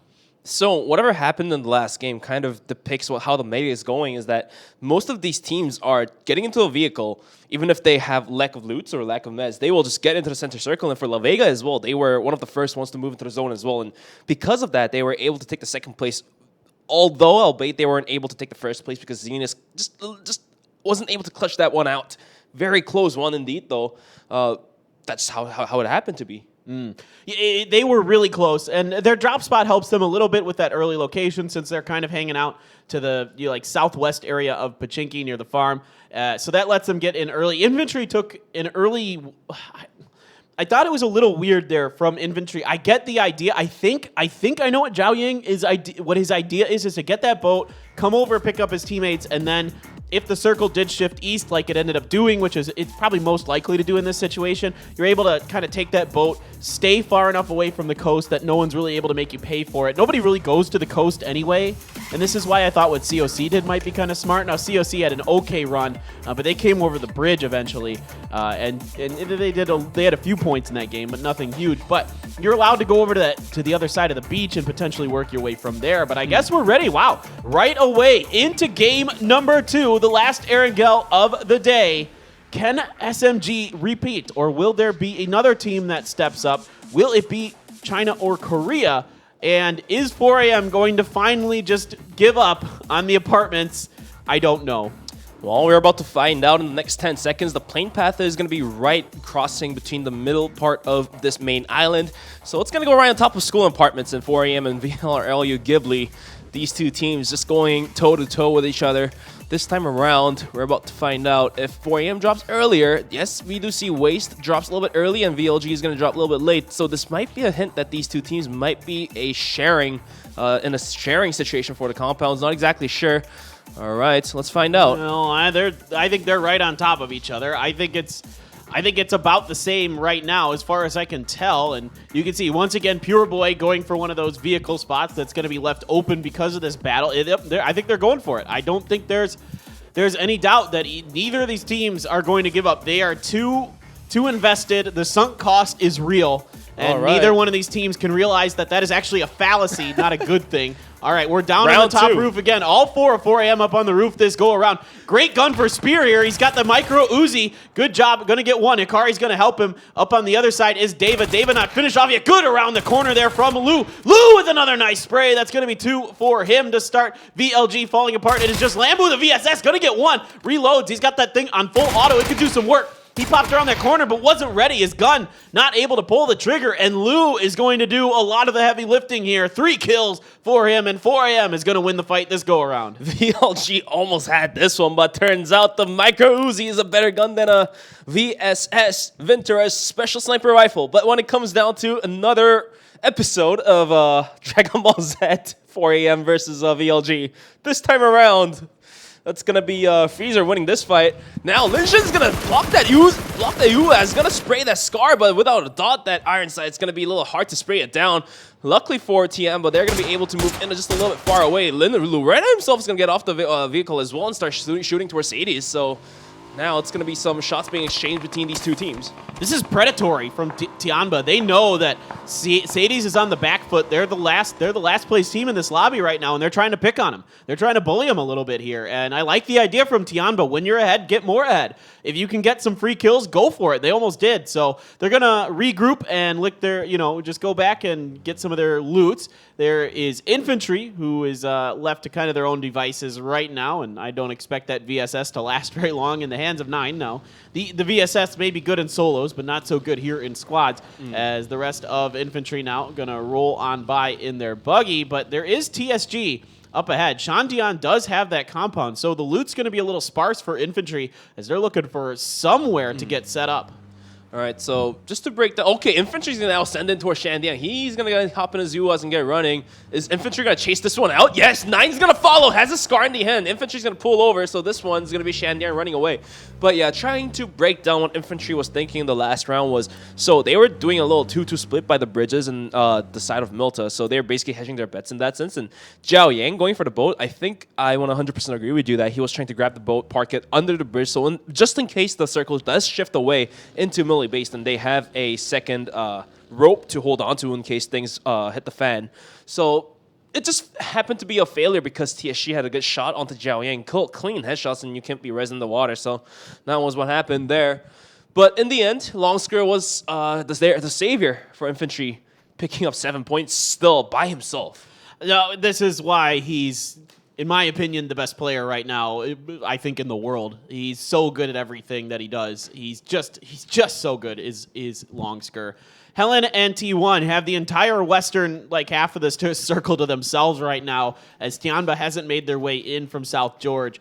So they can just kind of, run up here, get some vehicles, keep working their way up. There's nobody up until you get to the Pachinki Hills, where SMG has reached out from Pachinki a bit. Otherwise, it is completely free for them right now. So they're going to find themselves some pretty decent terrain and other things to work with if they so choose, which I'm sure they will, as they have been excellent in this tournament at finding top fives. That last game, not able to do it, but at least Adder, made something out of nothing for them. This circle, though, it seems quite even and it seems quite justful for all of these teams, but this still has about 20-30% chance that it could be a half-half, and in the end, even shift towards military base. And that's what most of these teams are probably afraid of, but as us casters are thinking, this is going to be one of the better moments if we were able to see one of those insane demonic circles, if possible. Well, those are really bizarre when those 50-50s, when you hit like phase 4 or phase 5, and they're still 50-50, then it gets really, really, really, really, really weird. And you see a lot of players that just die to the blue, or just teams just full sending it at other teams, just trying to fight as much as they can until they burn out. So we'll see. I don't expect that to happen. It's not very likely, but when you do see it, it is a wild town. And Star-Lord ventured up to that hill that I mentioned earlier that SMG is at. Saw there some dudes up there. Small CC took a bunch of damage. I'm assuming it was Helen at long range there. That's going to force him to go for some heals. But it does back T1 off for now. So at the end of the day, not really much doing for either team. I think Star-Lord was trying to find a flank angle, but it looks like the trees were providing enough cover for Small to get away from the situation. 4 AM after beating out VLG in the apartments. 4 up, although 3 players have a knock stack under their belt. Looks quite strong, and if 4 AM is 4 up, teams have to change their game plans. It's different from VLG. So the story becomes different when VLG has a 4-member up, and there's another story if 4 AM is 4 players up. Like, the adjustments are quite different for these two teams. Yeah, absolutely. VLG is a little more aggressive, I find, with their center circling if they can. They're a little less afraid. And 4M, on the other hand, they kind of take their time, and they're a little more methodical in their movements for sure. And there you can see the damage proportion. Still Longsker #1 on his team. 911 having a fantastic performance here. Helen doing a great job for T1, really stepping up big for them as we do not even have a COD on the bench for T1, which is something those of you that were watching PUBG in 2019 are probably a little surprised by. But this year, it hasn't been as good for a COD, and it seems like, for whatever reason, Helen and Rex just fit in better with Star-Lord's playstyle. So I'm just going to ignore that bolt action on the ground. Is our TSG player back over to Longsker, doing incredible stuff as a solo, once again, hanging out on the peninsula, just watching whatever's going on over here. There's TSG out there pretty far away. He might see somebody from them, but for now he sees somebody, but that's forever away, and he's just shooting at him, seeing if he can land some extra damage, get a little damage done to the utility, and just kind of give yourself whatever advantage you can get. Is of course, you'd want to take it if you can. Speaking of sitting on the bench, I might even just try to change my name because I kind of feel bad for a COD. Oh. For all the bench players, even Star-Lord as well, like he was sitting on the bench for VSG. He was. And I've felt quite bad whenever people say, oh, this guy's getting benched. Like, it's not my fault, but like it just so feels that way. Now Tiamba's gonna run right into E36. That Z9Max has to get off the vehicle. Setao finds a couple bullets, but it won't be enough to find a knock. Now Z9Max realizes that there's somebody up top the stairs. Pure Boy comes from the side. Lorena gets knocked out, and now Z9Max has to put out a couple smokes to cover himself now. Yeah, so if the rest of Tianba doesn't come, this is going to be really nice for Element 36. They needed something to kind of get something going. It has not been their event here so far. That you can see they're in 14th place right now, but it looks like they are going to dust off 2 members of Tianba. And early on, once again, Tianba scuffling with teams. This time around, it doesn't go as well. They held off both OG and Entis and Soul A1 Prince last round, and that is no easy feat. Those are both extremely good teams. So Tianba playing very well to start here today until this round now. I think going a little bit backwards for them this go. And Max Zora trying to get over to his teammate. He's going to spot out a member of Gex. Spray not very good there. Zennon's just a little bit better, able to call out to his teammates where they are. There's Juanita on the outside. He does get Zennon there. Juanita's outside of Buyo, who's Wizard. He's going to throw a smoke out. He takes a bunch of damage from Buyo. Buyo with some good movement here. I think did he get on top of that Wizard? Yes. That's really smart. This guy's playing some Spider-Man action. In the meantime, a member from Infantry got knocked out from La Vega. That's going to be Zhao Yang getting completely wiped out as well. In the meantime, the battle seems to be continuing between Solheon Prince and Gex Ace. The res was onto Raining, I believe, and now the 2 knocked out members for Gex Ace is not going to have the chance to be resed. That Wizard Hut being a pain in the butt for Solheon Prince. They're not able to push this one out, but Buyo, who knocked down super low HP, is going to have to back off for a little bit, lick his wounds and come back to the fight. But right now, Solheon Prince not really willing to aggress this one just yet. Kimgoni coming from the side might do the job here. Nice little flank by Kimgoni. This is nice, and he did run over Zendon, I believe, as well, or somebody from Gex Ace there while all this was going on. And the circle, by the way, is gross. It isn't quite a 50-50, but it's still got plenty of that southern area in it. Locks locked down, and it is in real trouble now for Buyohu, as he is getting completely surrounded by Solheon Prince. It's easy to get throwables inside the top of this one, or just get up level with it and shoot him down. And they are doing that. That's a smoke coming out there. They're going to shoot right into there and almost take Buyo down. That grenade didn't get inside the room. Juanita runs in there, is able to control that hip fire just enough to finish the job. And Solheon Prince eliminates Gex Ace from this round. Gex Ace had a pretty decent setup as well, but just turns out to be the individual performance and individual mechanics just seems to be on point for Solheon Prince tonight. Gex Ace is falling a little bit apart, and this time around it's going to be gone now. Now, after losing 2 members, Lin Shun's going to rotate into Pachinki as the opener here. M200 following him as a ladder member on the UAS. Let's see if Lin Shun can find any knocks as E36, they themselves moved into Pachinki as well. So these 2 teams continuously kind of running into each other. They probably don't realize this. Well, it's definitely not intentional. It just, they have similar ideas on how to approach this circle because they're really good teams. So they all kind of think a little bit similar. Ooh, Adder's got an AWM. You'll love to see it. And we'll see if he's got any big boy shots with that big boy gun. Up and over is Sun Sister. Crazy Sam trying to push on ahead as the leader for Sun Sister. The perennial top dog play caller in Japan is Crazy Sam.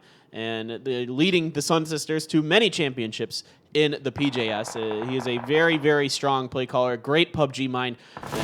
It's just so tough for them when they get to these big stages. Zach takes a bunch of damage. Kendes comes up and over, gonna finish him off. Polly's taking a bunch of damage. Faye is the one gonna clean that up. And ooh, good shots from Lin Shun. That's Tianba from over in Pachinki starting to pick into this. KJ tries to get a bolt headshot, doesn't get it to land though.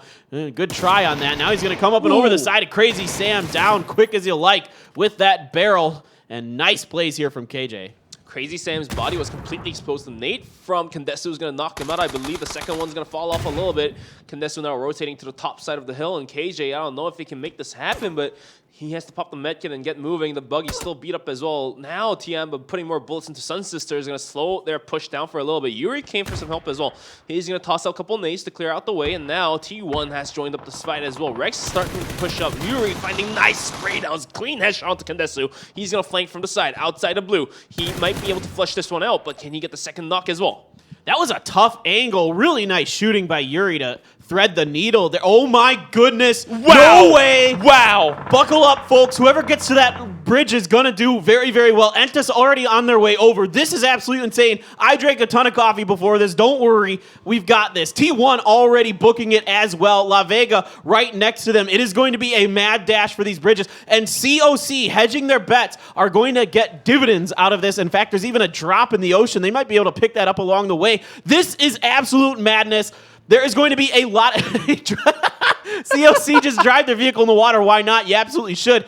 This is going to be absolute craziness. A lot of players going to go down to the blue potentially or just die fighting for these bridges or trying to get across. There's not a lot of beach area, not a lot of boats. Afrika gets one of the free boats and they get across. So a lot of the Korean teams quick to go across this. Nine going to find Anon as he is going to get left behind for COC as Overwatch going to pay the price. So Infantry now also has to drop down from the cliff. It's going to be raining men. Hallelujah from this cliff. Jesus Christ, the circle is just justifying everything wrong right now. EJ has knocked out not in the middle. That's going to be an MK14 in the middle of the ocean. I don't know if that's going to be able to be picked up as Infantry has a good shot on it. T1 is going to take the left bridge and rotate in. Entis was the first one to move in as well. So Korean teams really quick to move in. Chinese teams a little bit slow, but COC was able to swim across the ocean and find themselves a bit of land to work with. There's the code in the middle of the screen. Put that in your little client, guys, and claim your prizes. All right, let's go. Star-Lord's going to watch the bridge. It looks like T1 is going to set up a bridge camp. They don't want anyone else to get across this left-hand side bridge if they can so help it. La Vega forced to swim because T1 beat them to the punch getting to the bridge. And they might be okay here because T1's going to be pretty busy watching SMG. And it all kind of depends on how aggressive these two teams get onto each other. Madden 98 going to leapfrog a front of his teammate, and Rex is now the point man for T1. Star-Lord up there with him as well. A 2-2 split for T1 on this bridge, and let's see if they can make this one pay off and make SMG pay for a late rotation. The bridge camps are real this time around. SMG now got into the vehicle, starts rolling. Rex waiting with a 2x, goes for the spray down, misses one. The second one coming as well is going to be missed. Knocks out by Star-Lord, and now Rex on the front is going to be able to clean those kills easy. Star-Lord cleans up the other one as well. Still moving on the gunfire, was able to pull up by the truck, and they have gotten off the vehicles as well. Rex might be in trouble. He doesn't realize that somebody may have stopped in front of him, but the angles aren't there for SMG. The Dacia rumbling left and right, wasn't able to find that. Rex comes out from the corner, finds the knock, and the third one is on. The final kill might happen here. Rex down super low, but he has the gun. He has 13 bullets still left in it. Madman pushes out, finds the knock, but how... the rest of T1 needs to be here, bench. The rest of T1 needs to be here. It is going to be SMG down, and barely Helen is able to save the day for T1. Adder trying to rescue. Sadie's coming across the bridge, though. This could be problematic for T1. Sadie should just be able to drive by. Careful there, buddy. You might flip that buggy, and they're going to drive right over the corpses. Adder's going to sneak his way through. I think Sadie's is content to just pile on ahead of T1. Should be able to get these reses. Doesn't look like anybody's coming across the bridge just yet. I take that back. I think Linshin from Tianba is going to be heading this way very, very shortly. You can see Element 36, some of their members still eating blue despite it being phase 4. You might see a lot of players die to the blue here. Might be infantry just trying to take as many kill points as they can. UKL setting up outside of T1 now. Good shooting from UKL. Going to find the second knock onto Rex. He might bleed out. They're trying to get over the side is Adder. I think they're going to have to just let Star-Lord bleed out to death here. There's really no easy way for them to get back. So T1, the 2-2 split, a little bit too large for them to handle. Infantry just zoning down onto TSG. 9 is going to knock out a clean kill onto Shandian, but he himself has to back off for a little bit, lick the wounds, but Bolian came for the support. More shots being thrown. 911 almost getting knocked out. Pengam actually knocks out Bolian. How Longsker gets caught.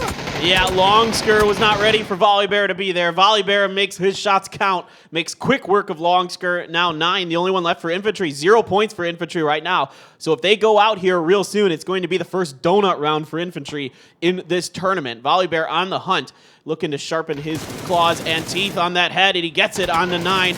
9 very, very low. Volleybear just spraying over, seeing if 9 pokes out. Gonna throw a smoke out now is Volleybear. 9 gonna be able to get that first 8 off, and he is in a bunch of trouble. He's gonna go towards his UAS, but I don't know where in the world 9 is gonna go. He's gonna have to win this fight. When this zone closes in, we're about to see a bunch of players get toasted. This one hurts hard. 9 now pushes out a little bit forward as there's a smoke in front of him as well.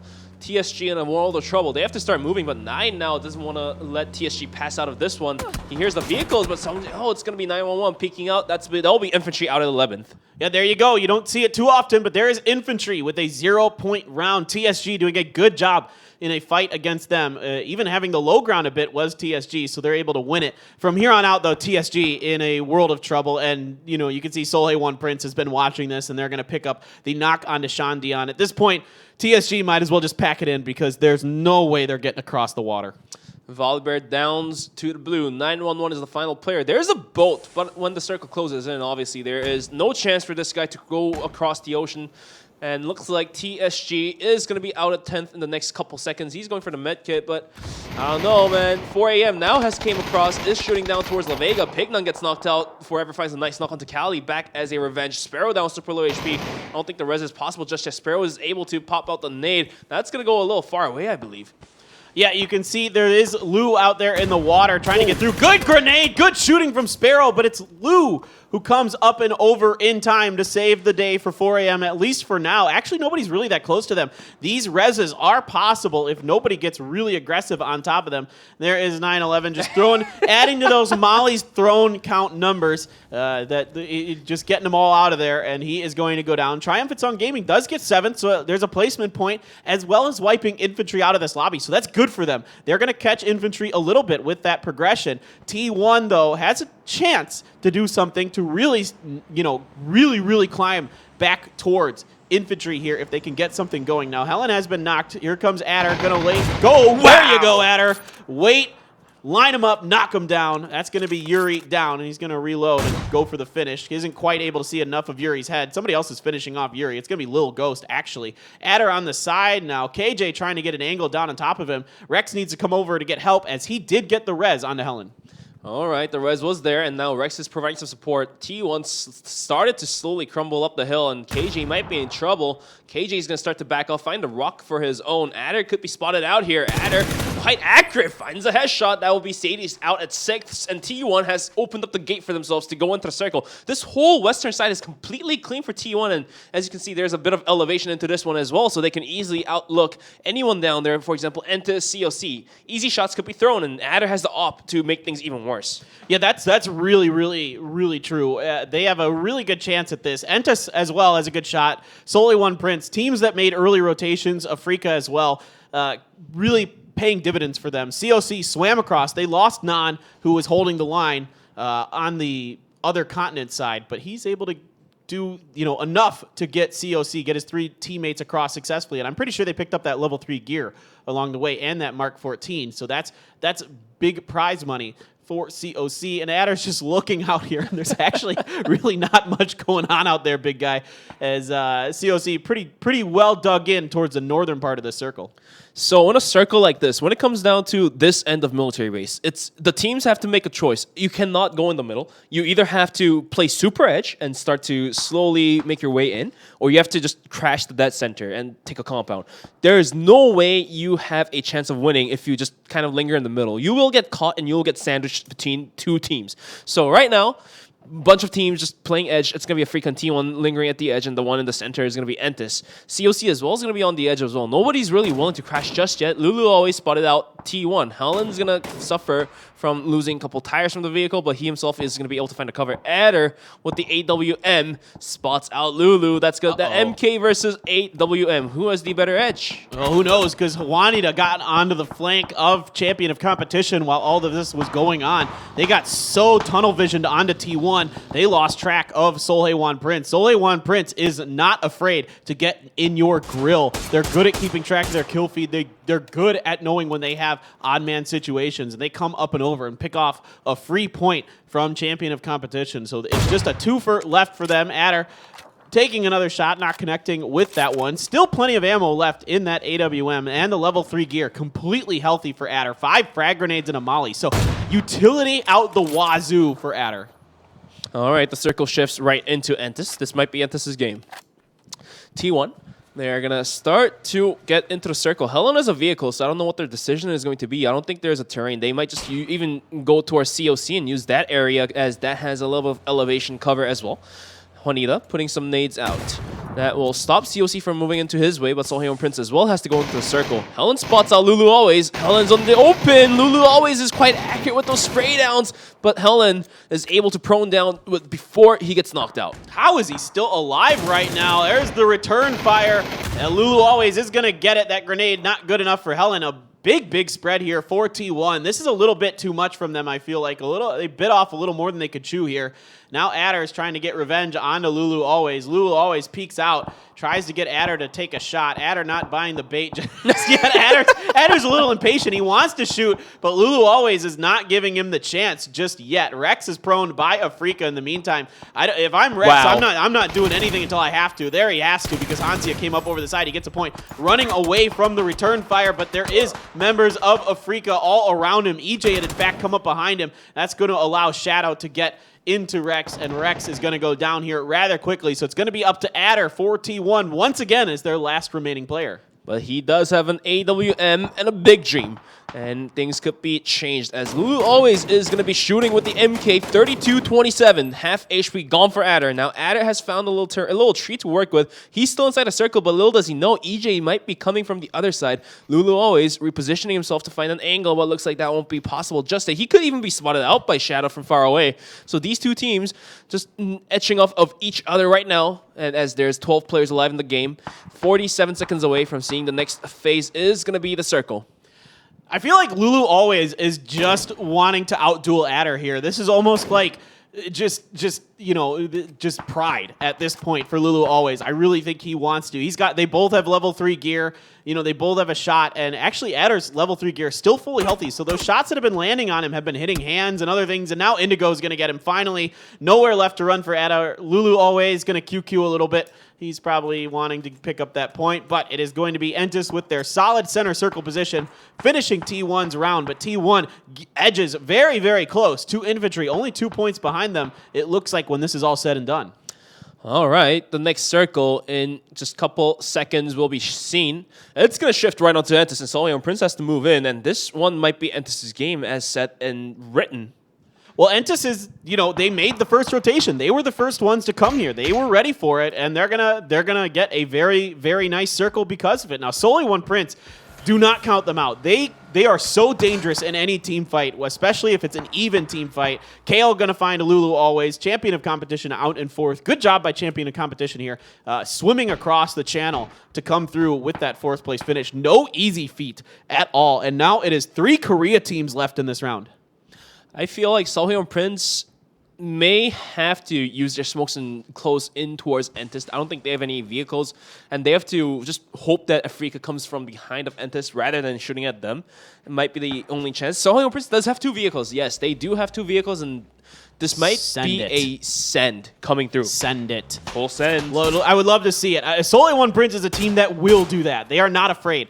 They're not going to try to just, kind of tiptoe their way through the tulips to try to get in. They'll send it if they want. Let's see if they opt for it. That smoke wall might be where they stop up. We'll see. Are they just going to full send it? I love it. Let's go, Solion Prince. In the face, Sanjang down. Indigo comes around. He's not going to get it, though. He only gets 1. Indigo down as well. Right now, grenades coming out from under, and the other boys. Juanita inside this house now. Kale trying to hold the line. Grenades coming in Kale's face. He isn't inside of the angle. Juanita is going to get the finish there. Actually, that vehicle explosion ends up getting Illigo through the wall there. Juanita gonna go for the reses as he's the last one standing for his teammate. This is gonna open the door for Afrika Freaks. They're coming up, catching under, trying to get to his teammates to help. And this is Molly is going to do dirty. He's going to knock out 2. He's going to completely wipe out 2 as well. Juanita finds Molly to his feet as well. He's going to burn out. Get cooked, boy. It's going to be Entis versus Afrika Freaks now.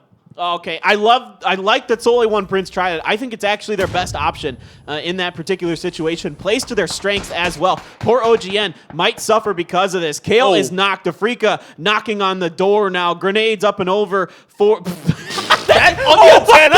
It hit the antenna! No way! That's like hitting the pole in golf. That's incredible. I didn't even know that was possible. Unreal, EJ. You should get bonus points just for that. Incredible stuff. Now here comes the rest of the frags from EJ. That actually bought time for Entis to get their res, and somehow that grenade isn't able to get onto the last 2 members of Entis. It's just Shadow and EJ left, so a 2v2. This could go either way.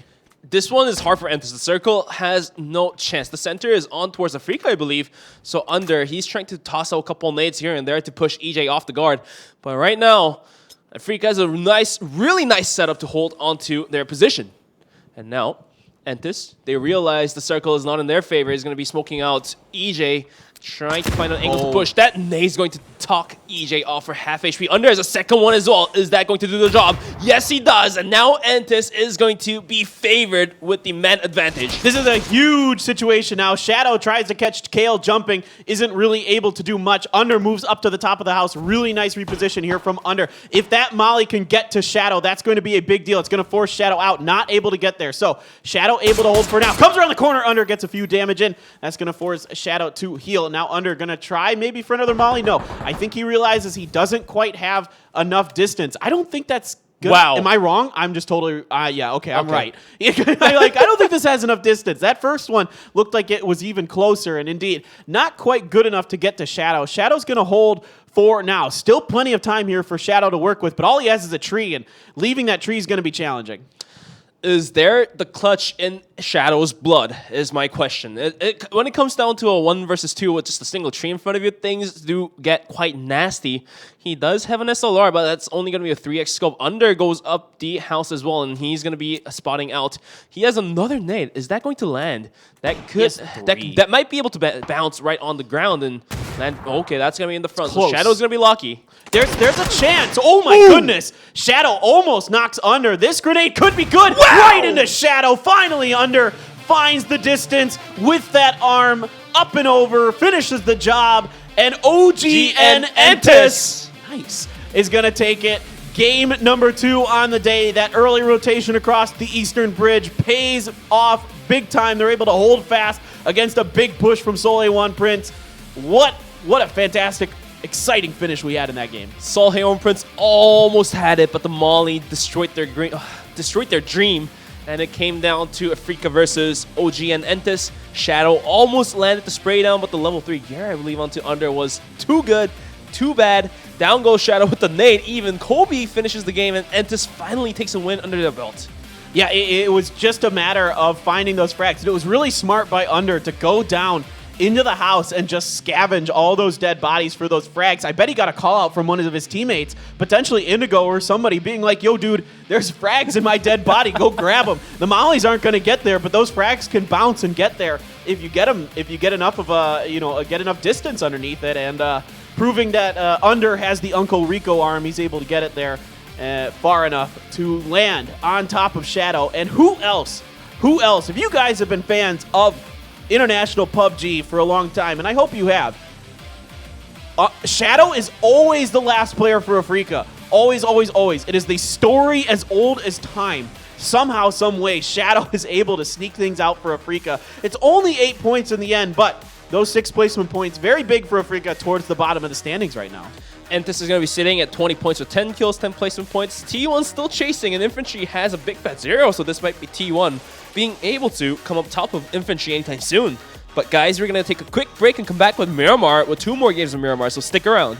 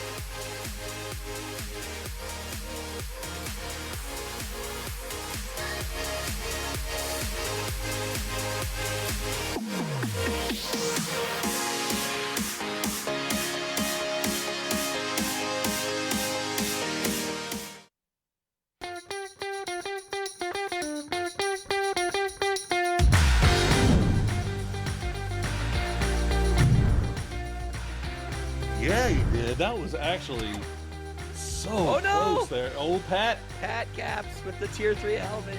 from freaking Narnia. No! Oh my god, he actually gets him. By the way, these guys need to are going. And these guys are going in bottom right. You mean on full counter? Wow. ใช่ครับผมเป็น5 กิโลได้ไปแล้วเข้ามาที่เพชรเด็ดต่อเลยปิดไม่ได้แบบนี้มีแผลแน่นอนเปิดประตูมายังไงครับผมเพชรเด็ดคนเดียวกระสุนไม่ได้รีโหลดเหลือ6 นัดเปิดประตูหมดเย็นปิดประตูหมดแล้วแจ็คลิงได้จากกุลามาด้านนอกเข้าไม่ได้ด้านในก็ไม่ให้เข้าเหมือนกันเพชรเด็ดกันไปก่อนได้จากกุลาได้จากกุลาได้ไปก่อน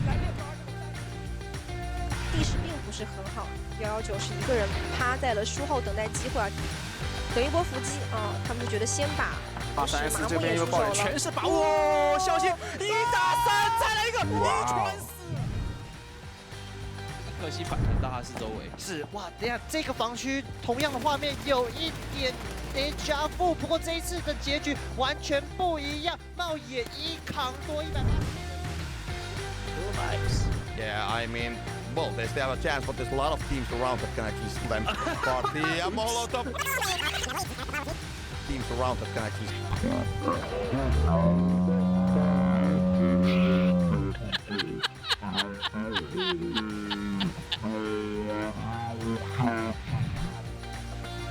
Chỉ ซ้ายมาเห็นโกลเด้นแคททั้งยวงสเปรย์ใส่ล่วง2โอ้เรียบร้อยอ่ะ 바로 붙는 게 아니라. 카샤. 덤보 선수는 매복 플레이 여기도 혼자거든요. 그건 당할 것 같은데요. 덤보. 이거 알아요. 안 해요. 네. 그 정확한 위치 알아요? 정확한 위치는 살짝 모르는 것 같기도 한데요. 딱 봤어요.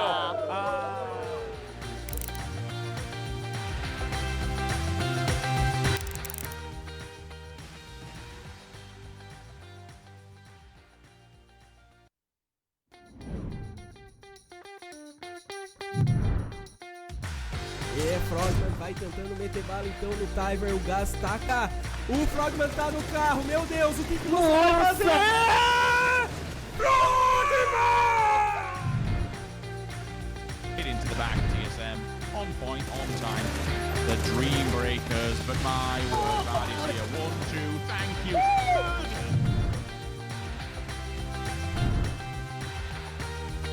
个人全是进战场，然后但中央加强点被打了。你看。林树也被发现，哇！一波反打，安全只剩2个人了，2打2。是的，但是伪神的血线会稍微低一点，永远还在这边帮队友加强。博良投掷闪光弹帮队友掩护，伪神顶出来了，一波侧身小9立功，2打1，永远被卡在这个墙角，有点尴尬。不过他是满血打赢了，1打1，赢了。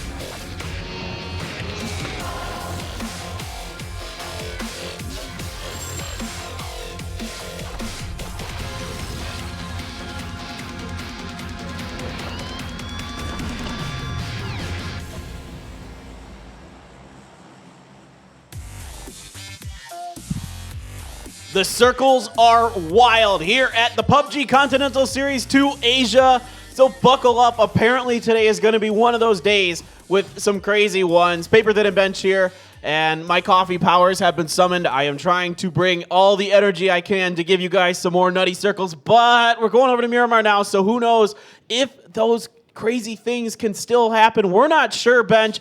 But, you know, that was a really fun one. You always love to see a crazy game like that every now and again. So when it comes to Miramar, I have a little story to share. So after casting yesterday, I went home and started playing some PUBG. First game of Erangel, we call it BRDM. And then it came down onto a tree and it flipped itself. So we lost the game.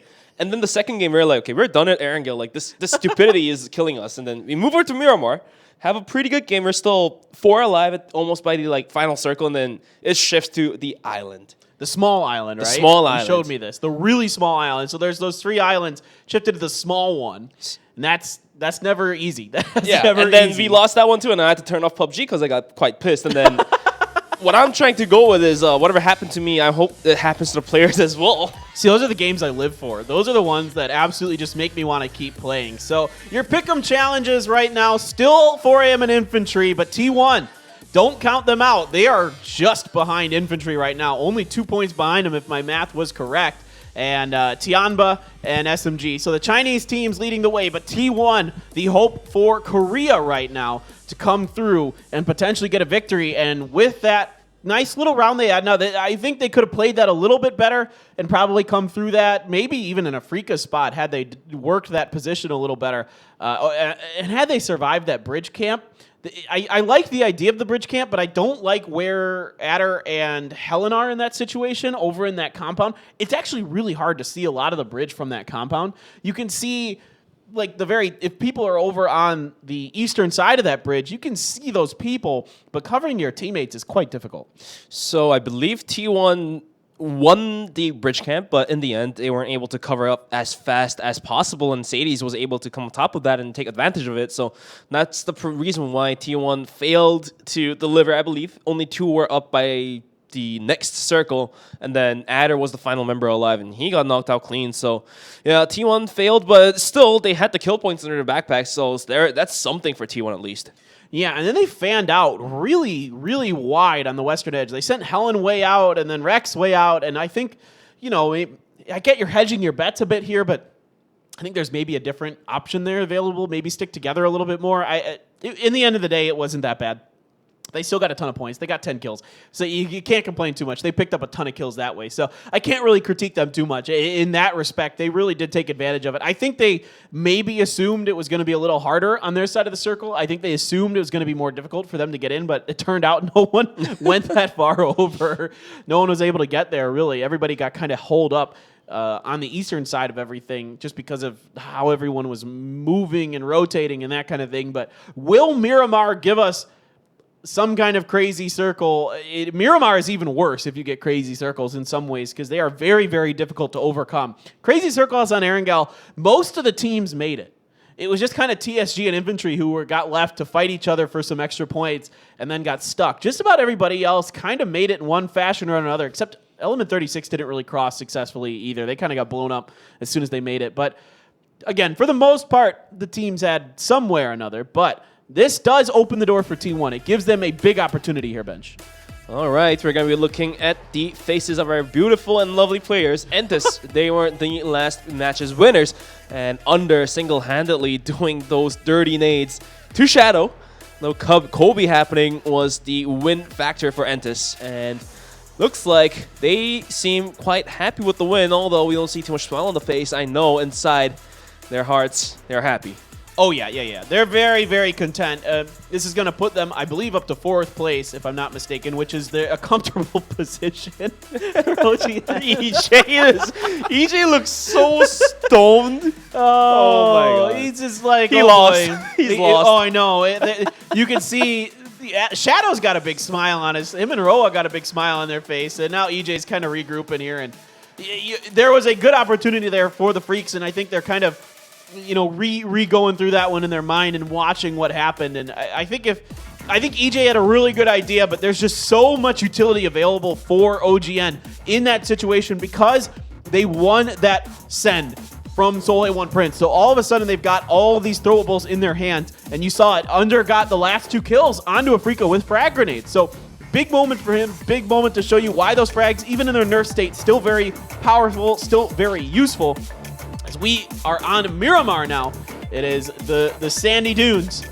Time to go. This is going to be 2 more games to wrap up day number 4 here at PCS2 Asia. We are going to be kicking things live with match number 3 of the day. It's going to be Miramar. We're going to be moving over to the sandy dunes. Plane is going to be taking off. ATC onto 020. The plane path looks quite natural to me. Nothing too crooked like last one, but this one has a quite good chance that it could reanimate whatever happened to me last night. Yep, going towards the islands. And I do have a screenshot on my Twitter. It's going to be at BenchPressCast, so if you want to take a look at what happened there. Nice plug. Nice yeah, I had to plug that one there. But looks like the hot drop could happen as well. Sun Sister versus VRLU Ghibli. We do know at this point Ghibli doesn't back out, but is Sun Sister going to back out is the real question. All right, VLG is going to be heading right their directions. I do still see Sun Sister in the plane, so it looks like the power grid may have been given up. So VLG might have this one for free. Yeah, this is Sun Sister saying, okay, you guys can have this one. We're done. We're good. And that's going to allow VLG to spread out a lot more on this drop. You can see Deva going for the double gods. It's going to be Hikari Spear going up to the warehouse gods up to the north, and even Lambu going even further north than that. So a lot of real estate able to be claimed by VLG now. Let's see how that opens up the door for them. See if they can, you know, make some good rotations happen based on this, or if it's just a center circle, just kind of work with it from there. What kind of things they're going to prioritize. And VLG, we've seen this bench when they are given an opportunity, they take advantage of it like this. Yep, they do definitely take advantages, but speaking of taking advantages, the circle is going to be completely a northern shift, and this circle itself is quite nasty to play with. Not a lot of good real estates in this one, and only the good ones are only available to a couple few teams, and all you have to work with is terrain. Bro, the whole oasis is open. What are you talking about? Look at it. It's beautiful. It's got water. It's an oasis. What more could you ask for? Well, are we talking caravans now? No. I'm being rather sarcastic. Welcome to the Silk Road. Yeah, right. Yes. Yeah. Let's go. Let's get those spices flowing. He who controls the spice. I don't remember the quote from Dune. Throw some pepper at the wounds. Well, yeah, you could do that too. A lot of that burns. That's something to do. I can't remember the Dune quote now. He who controls the spice. Controls the world. I don't know, man. Well, but it's a galaxy or something. I don't know. Anyway, infantry still ahead by 2 points. You can see they're on the left-hand side of your leaderboard. So Entis and TSG tied for 3rd. So it wasn't quite 4th place for Entis here. They're tied for 3rd. So they get a little bit of a reprieve there. And then 10 points beyond that is Tianba. So the 2 top Korean teams, I'd say the 2 that you would expect to be at the top, are doing well. And same with, I think, China. I think infantry, TSG, and Tianba were probably my 3 top teams from China coming into this. So it's the cream of the crop is rising to the top here. And Entis did get Chumasera now, as is infantry's over in Impala. And they're going to be a bit outside of the circle since we're going pretty far north, but a lot of time and a lot of room to maneuver. Right. Map control is the key when it comes to Miramar, as you cannot really maneuver with cars. The terrain is really bulky, and there's too many people who move on their foot. So if you go on a vehicle, you're risking a lot of things. And speaking of control, is control the universe. Oh, is that what it is? I think so. That was what came up on the chat. Sure, well, I'll believe you guys. I don't know. I haven't read Dune in a while, so I'm not sure. I can't remember. Entis just continually farming up, and 4 a.m. as well is going to be starting to rotate into the circle as well. That's going to be Picnet on the buggy.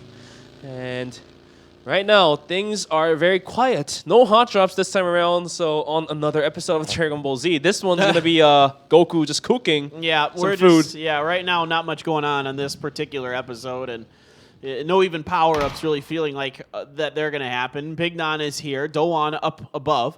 Will they scuffle? Will they see each other? No one else is here for La Vega or 4 a.m. Both of these players completely on an island. And I think Pignon went in and saw potentially that either this had already been looted. He's parking. He's parking it. Oh, I thought maybe he saw that this had already been looted. No, you're right. He is just going to park his vehicle to keep it safe. And now that's going to... Doan's just going to hold an angle right now. And I think he's going to try to catch Pignon off guard. My assumption now is that Doan didn't loot down there, maybe? We'll see. All right. Pignon has made himself up the hill. He's scouting for some information. He might even just go for the houses. Have you noticed that the doors open? Doors are all closed, so Doan was being quite sneaky with the loots. So Pignot now we're kind of scuffing out that there's nobody here. But indeed, there is Doan here. Pignot, does he realize this? He's going to be backing off of this one. Nice little tension there for us to be seen. Neither player overcommits. Now Doan's going to grab his Murado and peace on out of here. And oh no. Oh no, no, no, no, no, no. Oh. He got it stuck. Quick to react as Doan, and that's unfortunate. That's definitely unfortunate in that sitch. And Doan's going to just head out the north side of the mountain, try and regroup with his teammates. Probably get a pickup, I would assume, from somebody. He's going to need it. Well, that happens. The metal doesn't really bend in those cars, so you can't. Once you get stuck like that, it is done. Well, luckily for Doan, nobody of 4 a.m. is nearby him, so he can get going. And as I mentioned before, riding cars in this terrain is quite rough. It gets quite rough, and Doan had to lose his Murado in that case. Infantry on the rotation, despite having a big fat 0, they still look quite dangerous, although T1 has caught up to them almost, just 2 points behind.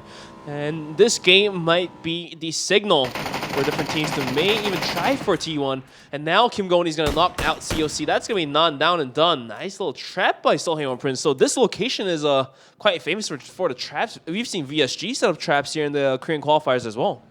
Yeah, it's kind of taking a play from that book is Solheimon Prince. They want this road to Cooperadia for themselves.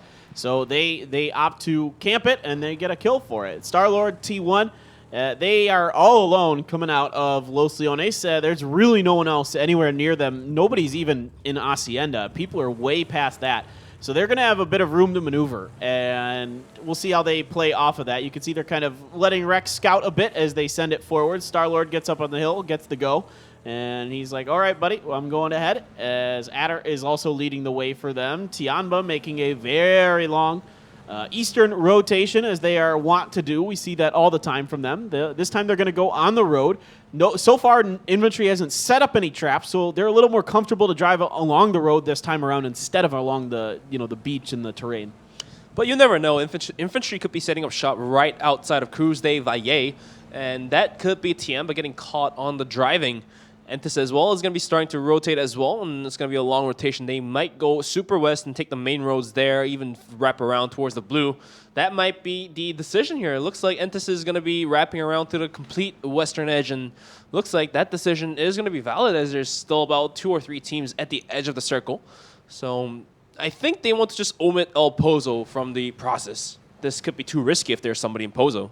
Yeah, absolutely. You're 100% right. That would be risky, and we've seen it. Solheimon Prince isn't afraid to set up traps, and Entis aware of that, as they know that Pozo's Solheimon Prince's territory, and they're being cautious. They're respecting it, and it makes a lot of sense here.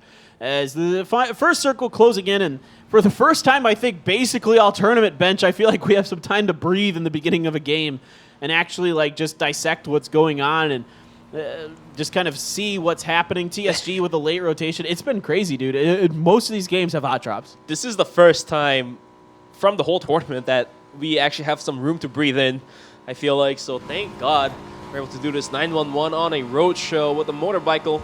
He's going to be rolling right hot into the circle, as old TSG is going to be the last ones to rotate into this one. But let's see where this circle takes us to, 30 seconds away from seeing where it will land on top of. TSG, despite driving infantry out from the game last round, it's the circle just wasn't favoring them at all.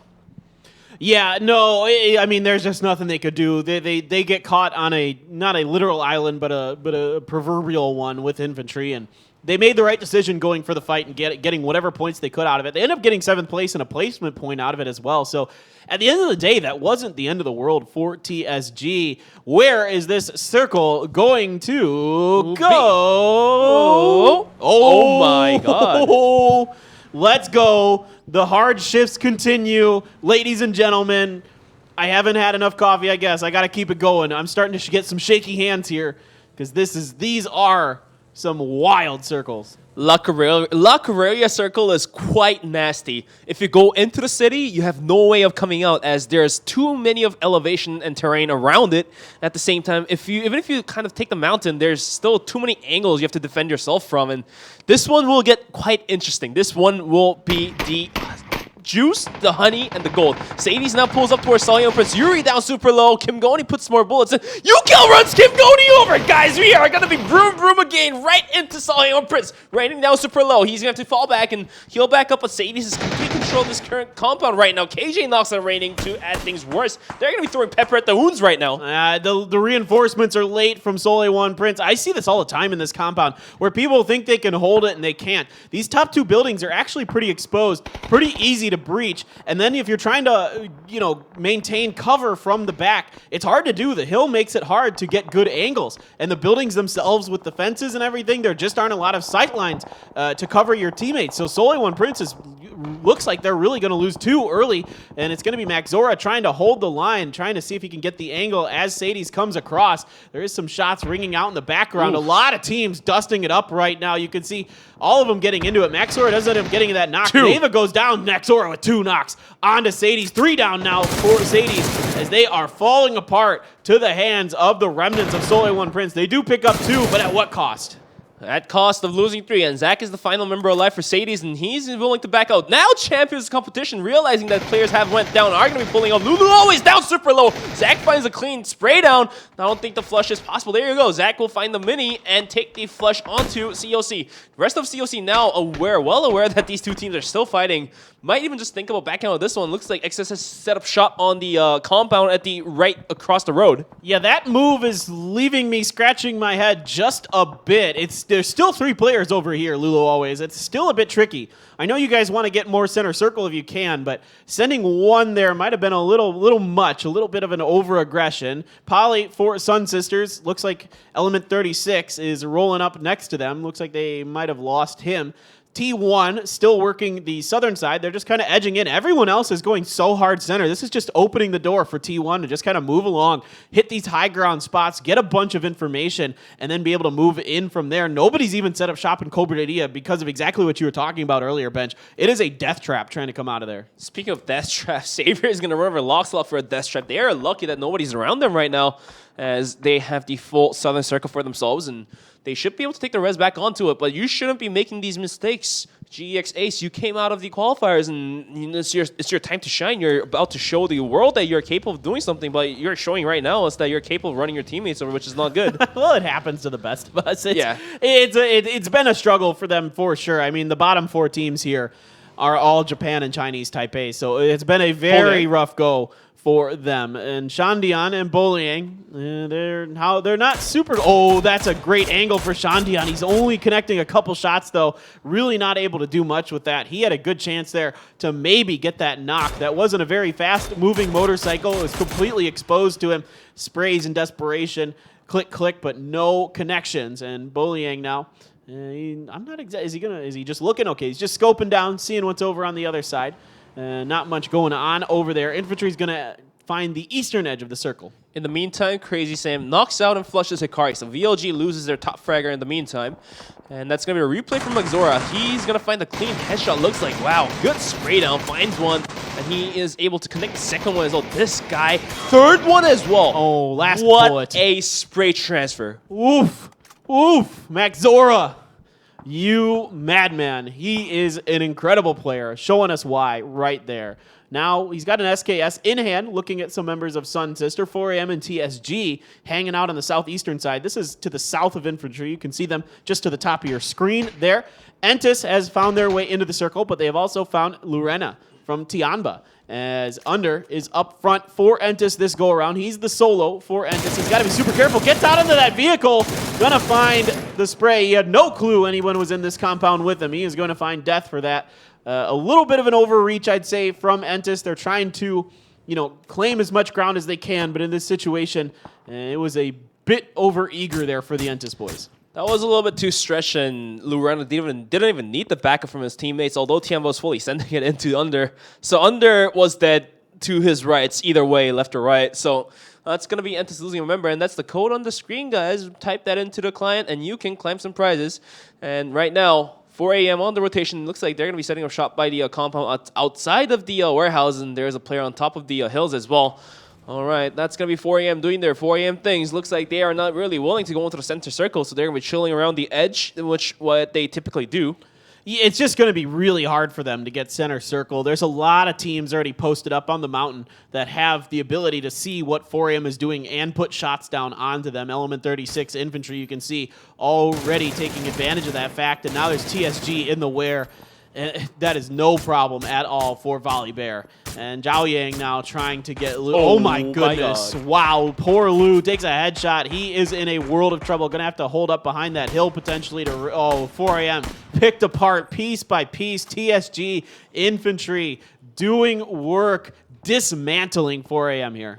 Lu is dead stuck at the edge of the circle. Although it's phase 3, it's about to be phase 4, and when it becomes phase 4, it's going to tickle, and he's going to have to start moving, and there's nobody to provide some cover fire because he's the only one up for 4 a.m. except just another member. So it's going to be hard. Forever is far away, and Lu has no backup, and he's going to have to get into his vehicle and get rolling.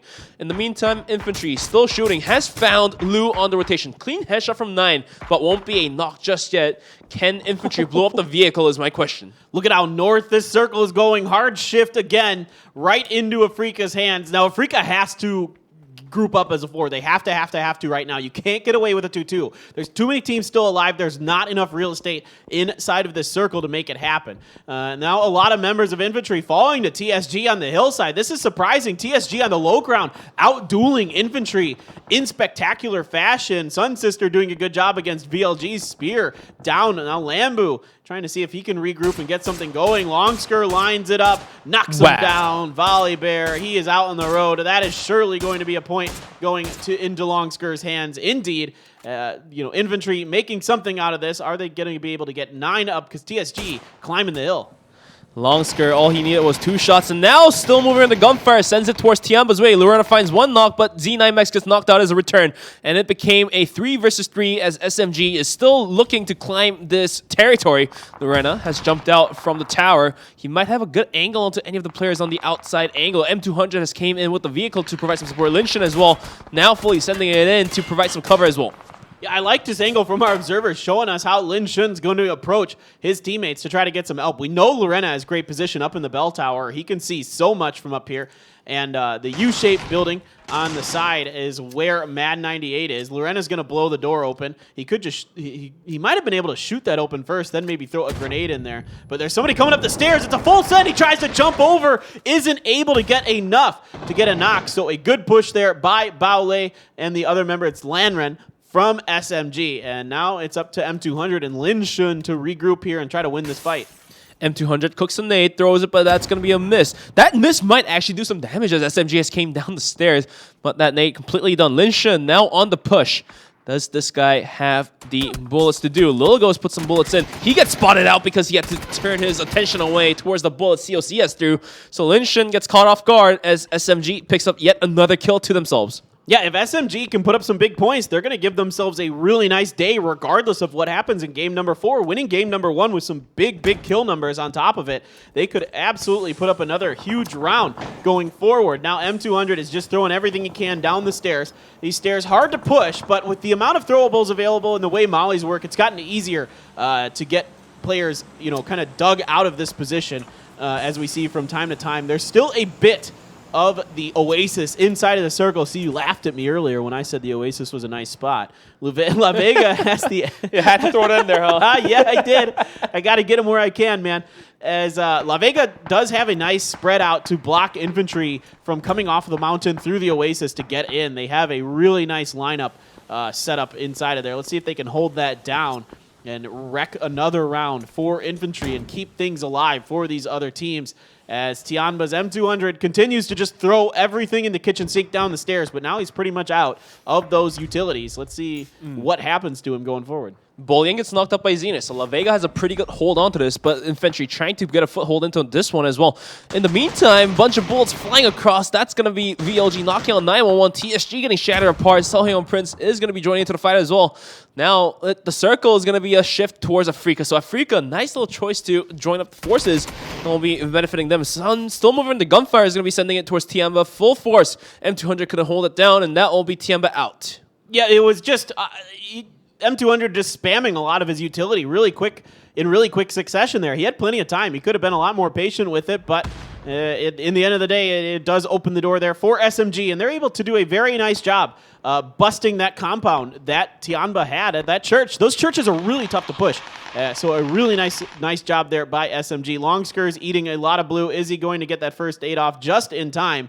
And he cannot come up over that hill. It is on lockdown between Element 36 and La Vega. There is nowhere to run for him. He's going to go for the first aid again. He can hold on for a bit, but there isn't really much left for him to do. Yeah, finally the circle's going to claim another victim. Infantry Gaming, another disappointing round for them. And now FaZe sending in towards Shandian. Shandian pulling a medkit, but Aminoff from miles away is going to save Shandian for the Havoc. And now it came down to Triumph and Song Gaming having a hard time here. All these teams have to start moving. Last surviving member of VLG has to move as well. Lambu at the edge of the circle gets spotted out by Pengham, and now TSG claims this territory, but at what cost? They have to start moving as well. This is going to be out, completely out at the blue. Entus is smoking teams who are trying to make transitions. Entus has the very last compound on the southwest, and they were holding it as long as they could, catching everybody else trying to make early rotations. Gex Ace gets up on the hill. They're going to have to come down it, but they've got Element 36 bearing it down. Their necks coming from the behind, and TSG takes a bunch of blue as they're going to send it in their vehicle. The Bronco up ahead. Buyahu already dead in that vehicle himself, so they're going to wait. Good timing here from TSG, potentially waiting for all these other teams to get distracted and busy with each other. They might be able to find something towards the center. There's a little bit of a, I don't know if you could call this a dip, but something along the mountainside. And if they can prone down behind the car, then they can cover angles for Entus. And luckily for TSG, they can move out. GX Ace gets eliminated at 10th place, and Entus still controlling the edge of the circle. Maxura's right in front of them, so I don't know if they are aware. They are definitely well aware of it, as Maxura was driving in front of them. And now, that will be E36. Aminot, realizing that there's players of COC inside of the warehouse. The full squad has pulled up, and they're looking to gatekeep this one hard. Oh, they should. Absolutely, they should. You don't want to let these solo snakes stay behind, or in this case, it's a duo. It's Lil Ghost and XS, but you can't let these people survive behind you. We've seen it with Longskir earlier today. Why you cannot allow that? And Element 36 doing a great job here, and now he's completely blocked in. Great molly, great understanding of the architecture of that building from Element 36. Lil Ghost is going to try to take advantage of this, see if he can get some kind of miracle. Great grenade, hits 3 players of Element 36. This one looks good, doesn't get a knock, my word. He is so close to taking down a bunch of members of Element 36. Now the return grenade finally comes. Lil Ghost takes about half damage. That's going to back him way off. He's going to readjust and see if he can get ahead of this and get in the next circle. This is the chance T1 could push themselves far ahead from Infantry. Now E36 taking bullets left and right, has to come down the hill. Lil Ghost is waiting at the edge though. This could be detrimental if they don't spot out Lil Ghost fast enough. TSG still 2 up. Now looks like they have the circle to themselves just at the edge of it, so they're going to be chilling out here for now. E36, they have to make a choice. They have to either go towards Lil Ghost's way or wrap around and go towards TSG. But either way, it's going to be a hard push as they both don't know who is going to be proning down where. I don't know what I like better. They're both a little tricky. I think going towards TSG is probably the safer option. TSG's been able to hold that spot for a long time, and I want to give TSG a lot of credit. A great timed maneuver here, and really shows their unbelievable map knowledge when it comes to Miramar, how well they're able to utilize this map, and this is why they're so good here. They pick up so many points. We saw them get a big win yesterday on this, and Element 36 is in a bad position. They have to try to come down this hill, and they're pinned in. Entus is even shooting up towards them as well, so this could be a disaster for Element 36. La Vega tries to come up, and Adder swats them away with some help from Afrika. Sparrow gets knocked from Shadow, though, to pay for that, and it is a absolute mess here over on the northern side of the circle. All right, it came down to Sophia to do the job. Shandian gets knocked out. T1 now on the rotation towards the edge of the circle. I don't know if there's enough cover for them. Starlord putting some bullets to just quiet down Afrika from shooting back. Sophia finds Shandian. Nice little cleanup. Came down to a 1v1, but Logos is coming from the side. This guy is absolute monster snake.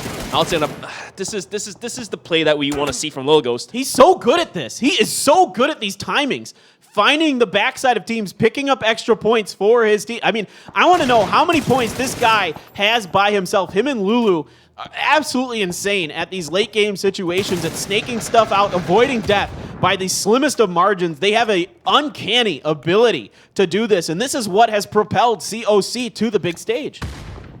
La Vega has to back off from taking Logos down because of the shots flying through from Entis. The nades are going to push Logos a little bit forward to dodge those bullets, but we're going to have to find out. Look at all these white lines in the way of everybody on the mountain. Oh, no. This is concentration, guys. 90% concentrated acid into the face of the players of COC. Logos gets wiped out. His face is deleted from the game. And this is just so brutal for TSG and La Vega. There's just nowhere to run nowhere to hide down this hill. There's places to run, but there's not places to hide.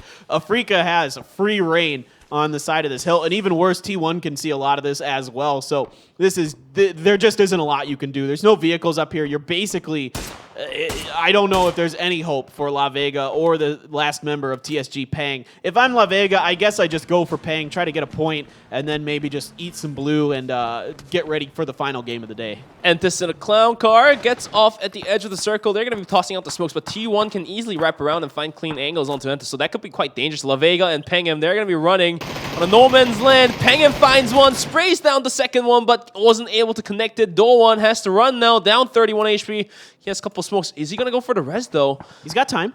He's got time, but as the time runs out, more and more players are going to start looking their way, and this could be detrimental. I even feel like just sacrificing him might be a decision-making as well. Yeah, I get where you're coming from. It definitely runs across my mind in that situation for sure. Rex going to readjust, hearing Sungjang moving up, knowing that angle that Sungjang has down that hill could be dangerous for him. So he's going to move a little bit further over to protect himself, give him a little bit more cover. Helen and Adder going to get a decent little position over here. They can't quite see Entis from there, but Entis isn't actually in the circle where they're at. So they have to push a little bit forward. So this is good job, good methodical work here by T1 to box Entis in. They do spot Sungjang's head for a brief moment, and that isn't enough to get a shot to land, though, even with that great bullet speed that the Mini has.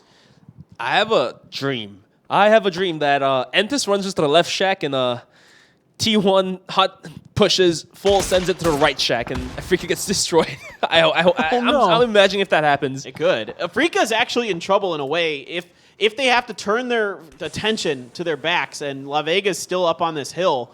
Then they could take a lot of damage from La Vega. Again, those warehouses all face that direction. So that's the open side. That's the exposed side. That's a really dangerous side. It's a really, really hard to find cover from that side in those warehouses. So, oh no, Indigo, Hansia is going to find him. They got to let him go. This time for sure, you can't sit there much longer. Kale taking a bit of damage. All eyes on this rotation from Entis. Helen gets Kale, going to go for the finish. And it's going to be Adder who steals it, though. Oh, good shooting by Adder to pick that one up. Somehow, some way, Sungjang able to nestle up on the side. And now T1 on the push. Helen up brave. He's going to be up on the front with an M416. He has a couple nades, but he's looking to clear out the angles first. T1 and Adder, they're going to be coming in. Helen gets knocked up by Hansia. Clean kills. Roa comes out from the side. Two-way spray down, finds the second one. And another player of T1 down super low, almost getting wiped out here. Roa putting out some good effort here. Yeah, what a great flank from Roa. Catching T1. No idea he was there. Just zero clue. Starlord somewhere way on the back of all of this, and he's going to have to snake out points at this time, and that was really, really well timed by Roa. No one able to make him pay for it either because La Vega busy getting torn apart by Afrika Freaks. This looks very good for the Freaks. They have 4 up. There is only 3 other players alive. Starlord, Sungjang, And that is it. Excuse me. That's only 2 other players alive because it basically Rex is dead. I don't think Star-Lord's going to get to him. Star-Lord knows where Sungjiang is. Did Sungjiang see him? I don't think Sungjiang saw him. Grenade coming in. Good grenade from Star-Lord. Is going to be just a bit too far. Only 4 damage. Molly raining in. All the utility. Afrika's passing out as well. And this is going to be Sungjiang in a world of trouble. Sungjiang gets 1. Hansia down. Can he get another? But Star-Lord's coming up over the side. That's 2 knocks into the side of Afrika. Star-Lord pushing up the hill. He wants to see if he gets some more points. Star-Lord up and over. Star-Lord doing a bunch of damage to Shadow. Isn't able to finish him just yet. There's another one. Star-Lord doing some serious work here. It is him versus Roa. Roa is coming from the side. Star-Lord has some time to put the medkits out. He has the gun and he has the utilities. Now he's going to be tossing out that nade. Roa coming from the side. Has to back up for a little bit. Star-Lord might just save the day for T1 here. Roa spots out Star-Lord. Star-Lord can't out-gear Roa. And that will be a Freak of Freaks taking the win away from T1. Woo! Star-Lord with the almost clutch there. Great timing from him to pick up a bunch of points. But in the end, it is going to be Roa, the hero, for Afrika Freaks that round, doing all of the work on the T1. And they are hugging. They are a very happy team right now, getting that win. A huge pickup for them. This win will push Afrika from the bottom side of the leaderboard to the middle, and this second place win for T1 is going to push T1 into the #1 spot against Infantry. I think that's going to be a good 7-point difference. It has been a very off week for Infantry so far. A couple of bad rounds in a row, and T1 continues to be hella consistent. They are always finding ways into placement points, often in the top 5. The majority of the time, they're in the top 5. It's better than half. I'll take a look during the break and give you guys the exact number, but more often than not, they're finding top 5 finishes with a fair amount of kills as well. So at first, when I saw Star-Lord was kind of towering at the back, turreting and then sending 3 players T1 in front, I thought Star-Lord was being a little bit selfish, but then if he comes out like this and pops off and snaps and kills 3 players of Afrika by his own, then you should be sending your teammates up front. Absolutely. He's making a good decision here. He's trying to play backside to cover, but Roa had a good idea of kind of T1's position, and he flanks out to the side that Star-Lord can't watch. So therefore, Roa has a great position, and T1 should be kind of aware that that could happen, and they weren't, and that is what allowed Roa to just mow them down, line them up, knock them over. Afrika Freaks with 18 points, 8 kills, and the win. La Vega tied with T1 for 11 there, and then Triumphant Song Gaming and Entis, all with double-digit points. So the leaderboard very top-heavy in the top 5 this go-around, and Entis continues to climb. Triumphant Song Gaming continues to climb. This is not looking good for Infantry, guys. Can they hold on? Now, we know T1 is ahead. Can they hold on? It's crazy at the top of this leaderboard. Stay tuned. We will be back soon with the final game of the day here at PCS2 Asia.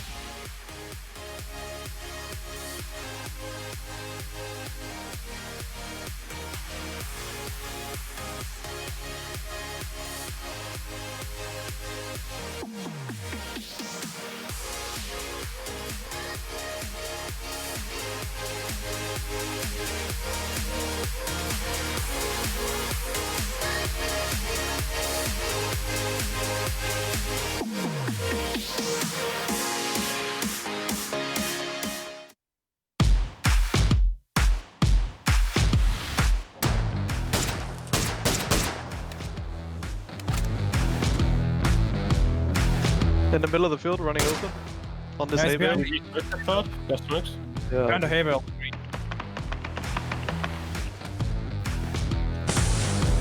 Fucking hell. He's smoking out the shack now. He's gonna run out. I'm hard scoping him as well. Let's Let's just jump out. run out left. He's taking damage.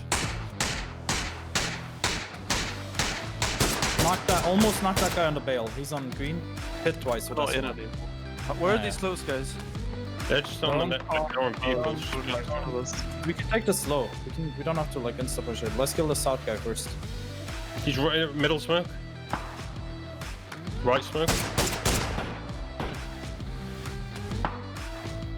Maybe he tries to make that run with the gap. Oh, smoke me up. Like Gonna- 3. Okay, One of NLT knocked. One of the road guys is 1 HP. Where is he? Smoke. Knock. Nice. That was the shot guy, right? Yeah, knocked Road. shot. Knock. Dead, all field dead. Should be on the cars. Nice. No. 1 HP on the road. 1 HP on the road. I knocked a different team. 1 HP on the road if you didn't flush him. Okay. I didn't. Nice. I'm second lead. I'm dead. I'm dead. I'm no smoke. You have to resin serve. You on res. Resin? It's on the Yeah, line. no. Just res. That's all we want. I'm gonna run up right in.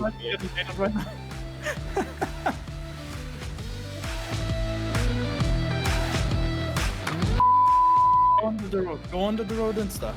Yeah. Nice. Come left. Someone can do it as well. Yeah, I'm coming with you. Pushing this stuff. I'm looking for you two. None. A road by me. Coming, pushing him straight. I'm flashing him. Behind the car probably. The car. He is hit. I'll flash. Nice. Bad. Amazing. You guys are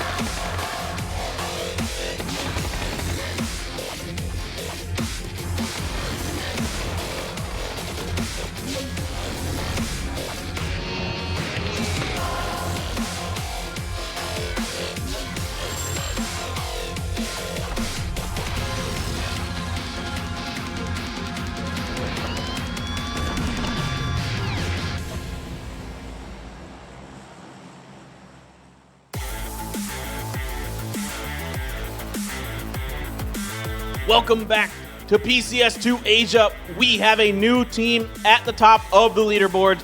It is T1 who has reemerged on top of the leaderboard bench.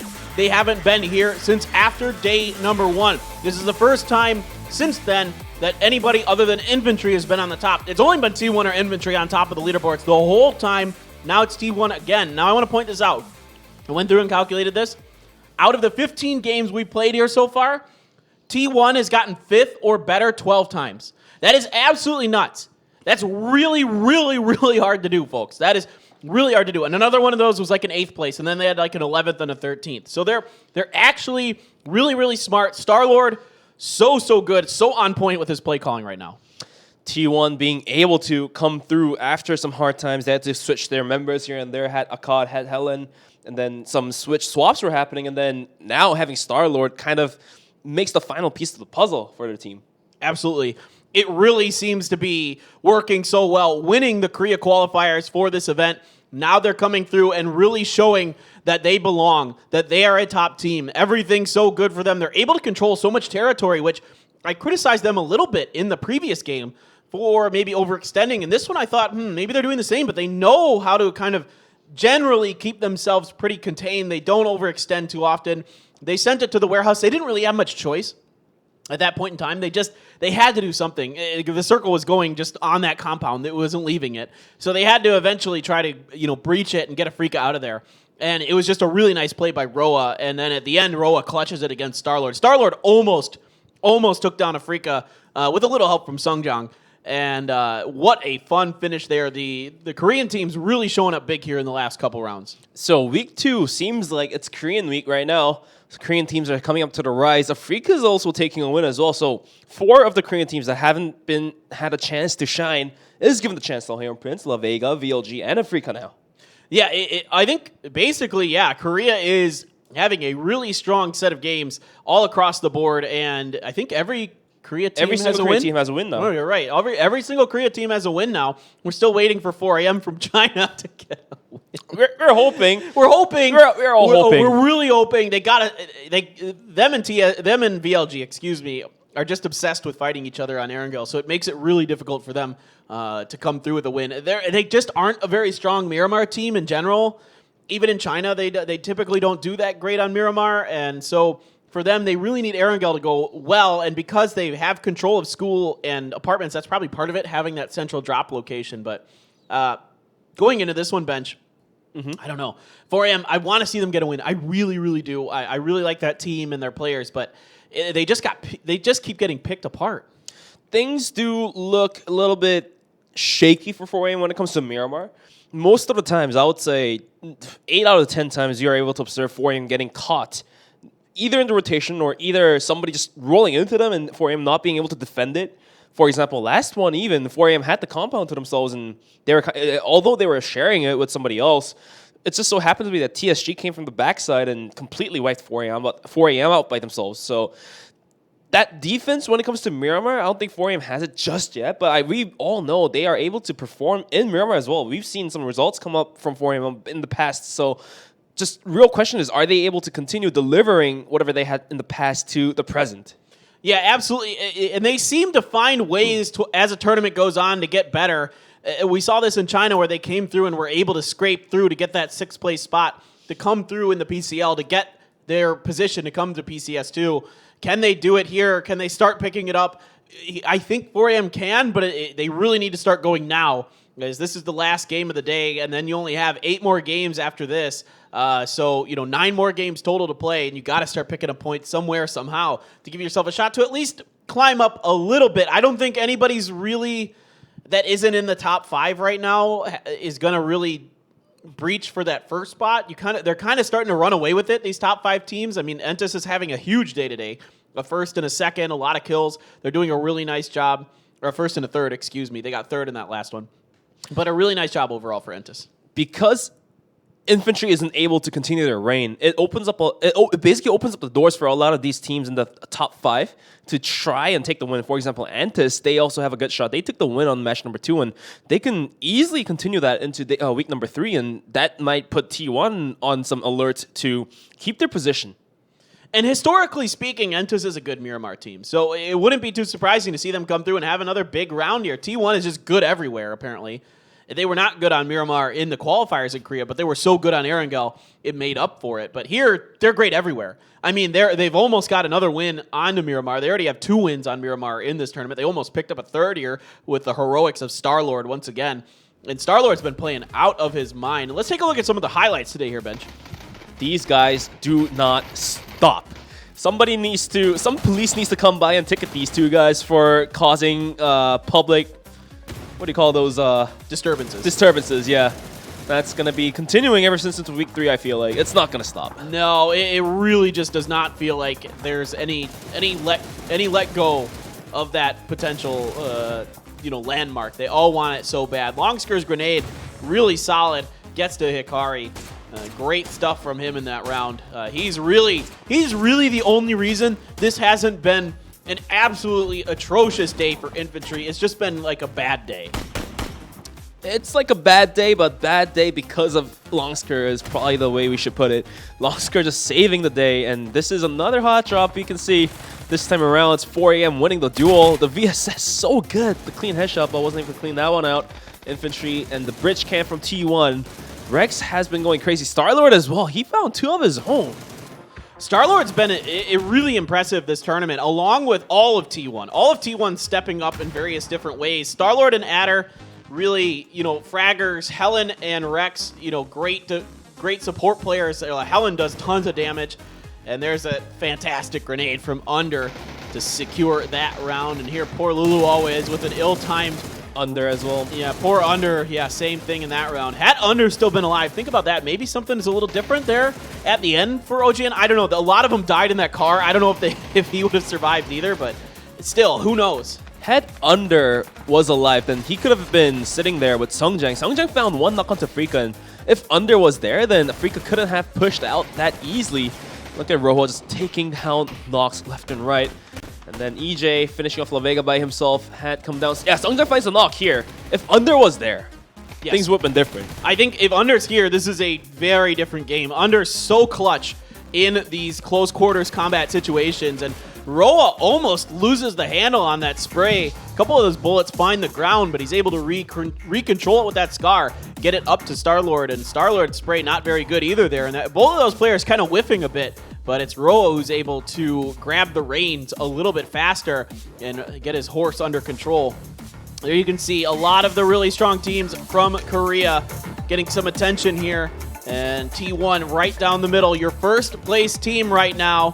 Can anyone usurp them? Does Infantry have a strong round in them to finish the day to reclaim their throne as the top team in Asia for the time being? We find out the last game of the day. Match 4, Miramar coming at ya.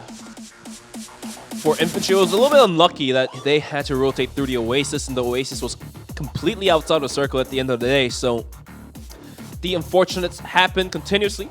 At least for VLG, they will have Power Grid for free as Sun Sister backs out. The plane is up in the air, and the path itself looks quite decent for all of these teams.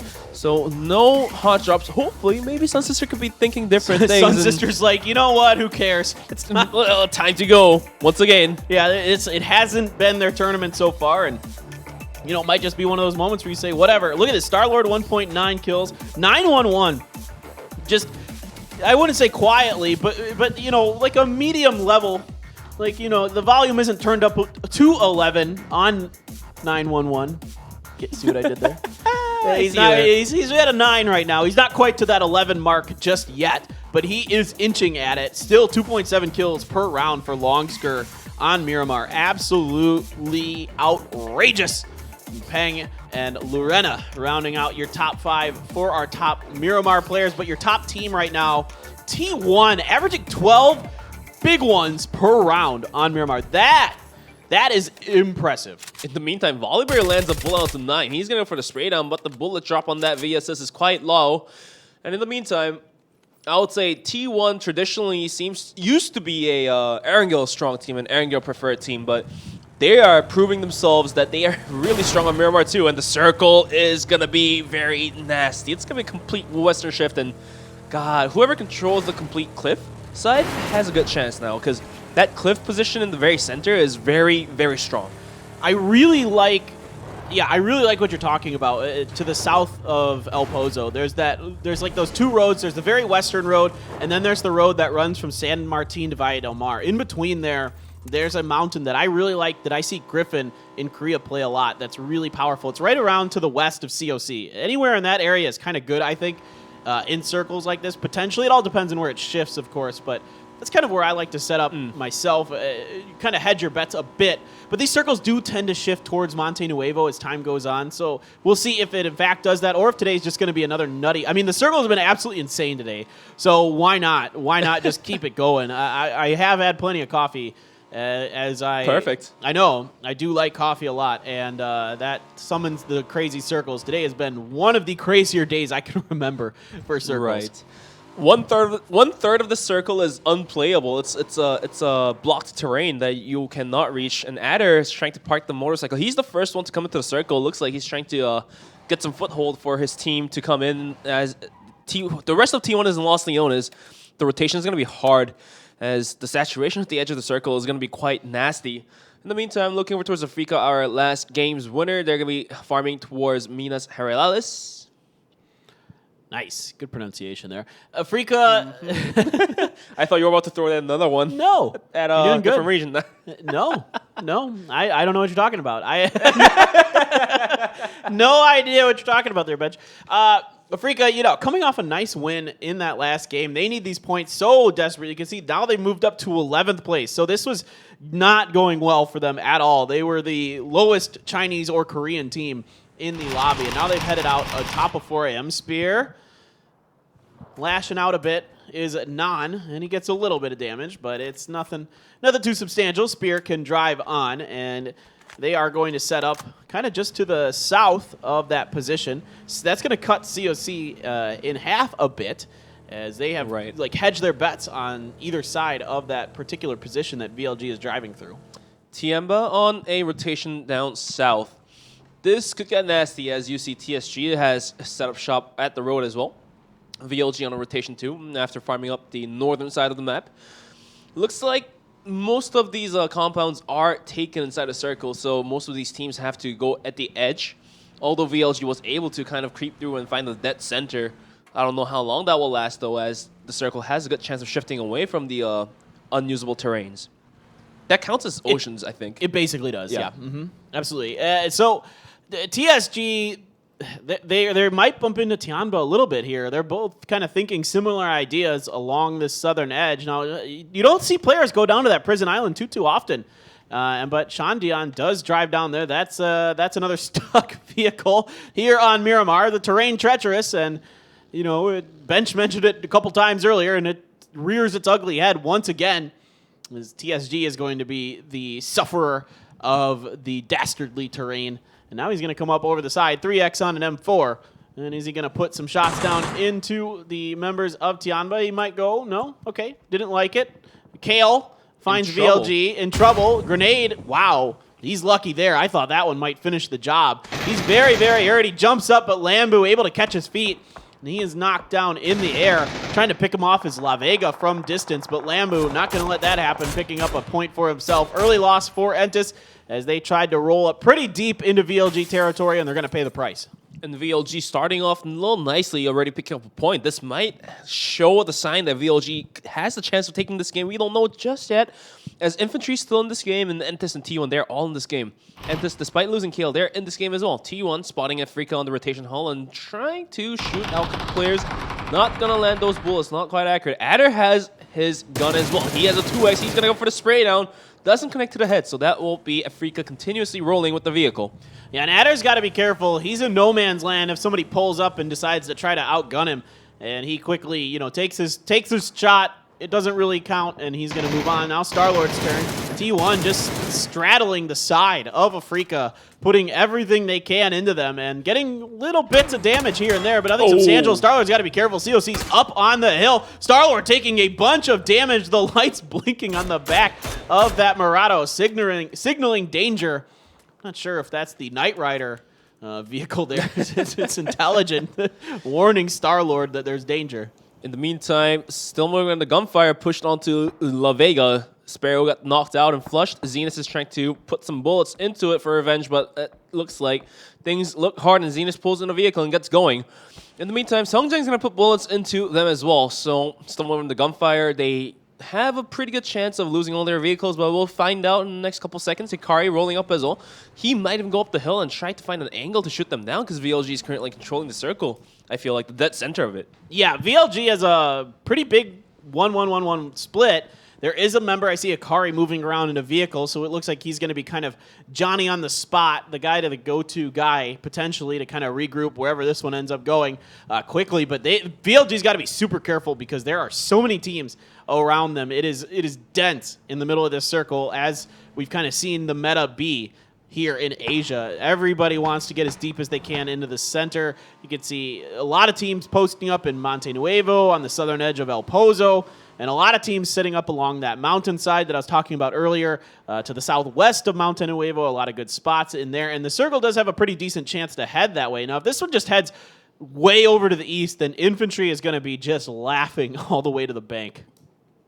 Look at the saturation at the end of the circle. Sunsister and E36 is on a fight, and Sadis is trying to join up on that one. TSG on a rotation as well is going to be sending themselves into closer center of the circle as well. There is Linshen on the wait, so 911 kind of backs away from it. Luckily for him, doesn't notice that on out. And in the meantime, just 50 seconds away from seeing phase number 2, and that will be the decision maker for most of these teams. Linshen spots out that vehicle, that done. That tire is definitely popped out on that one. In the meantime, Sadis and Sunsister still going at it. Pure Boy knocked out, Faye knocks out Yukel. So it's going to be a triple trader for these Japanese teams as E36 gets driven out to the lobby. Yeah, it was not a good day again for Element 36. You wanted to see them start to pick it up, but unfortunately, they just weren't able to get it going there. You can see the remnants of Element 36 as they are, as Bench mentioned, in the lobby, the benched. I was going to say, as Bench mentioned, they're benched. Should have gone with it. I like that's that better. Worse. Shut up. if they get benched, that's like... Don't tell me that. I'll give you that one. All right. No, it's pretty bad. You're right. All right, so Maxora under a bunch of gunfire, but able to navigate this well, not taking a whole bunch of damage in the process. The rest of Soli One Prince starting to surround 4AM. 4AM now quickly. 2 members have been knocked. The damage into Lou, the grenade good from Maxora. He has to go. Stun up and over. Doesn't distract from the first aid, as the first aid is going to finish off there for Lou. Waste very, very far in the back line for 4AM, and Soli One Prince doing a fantastic job right now. They're going to finish off their 2 knocks. Can they seal the deal and wipe 4AM off? 4AM is continuously getting caught off guard in the rotation. This is a problem they have to solve, and if they want to have any points in week number 3, they got to fix that up. In the meantime, we're going to be looking at T1 rotating into the circle. They're backing away as Volibear spots them out. Good shot, but no damage is being dealt out. Yeah, now he finally gets a little bit into him, but at that point, it might have been a little bit too late. COC's right next to some of T1 as well.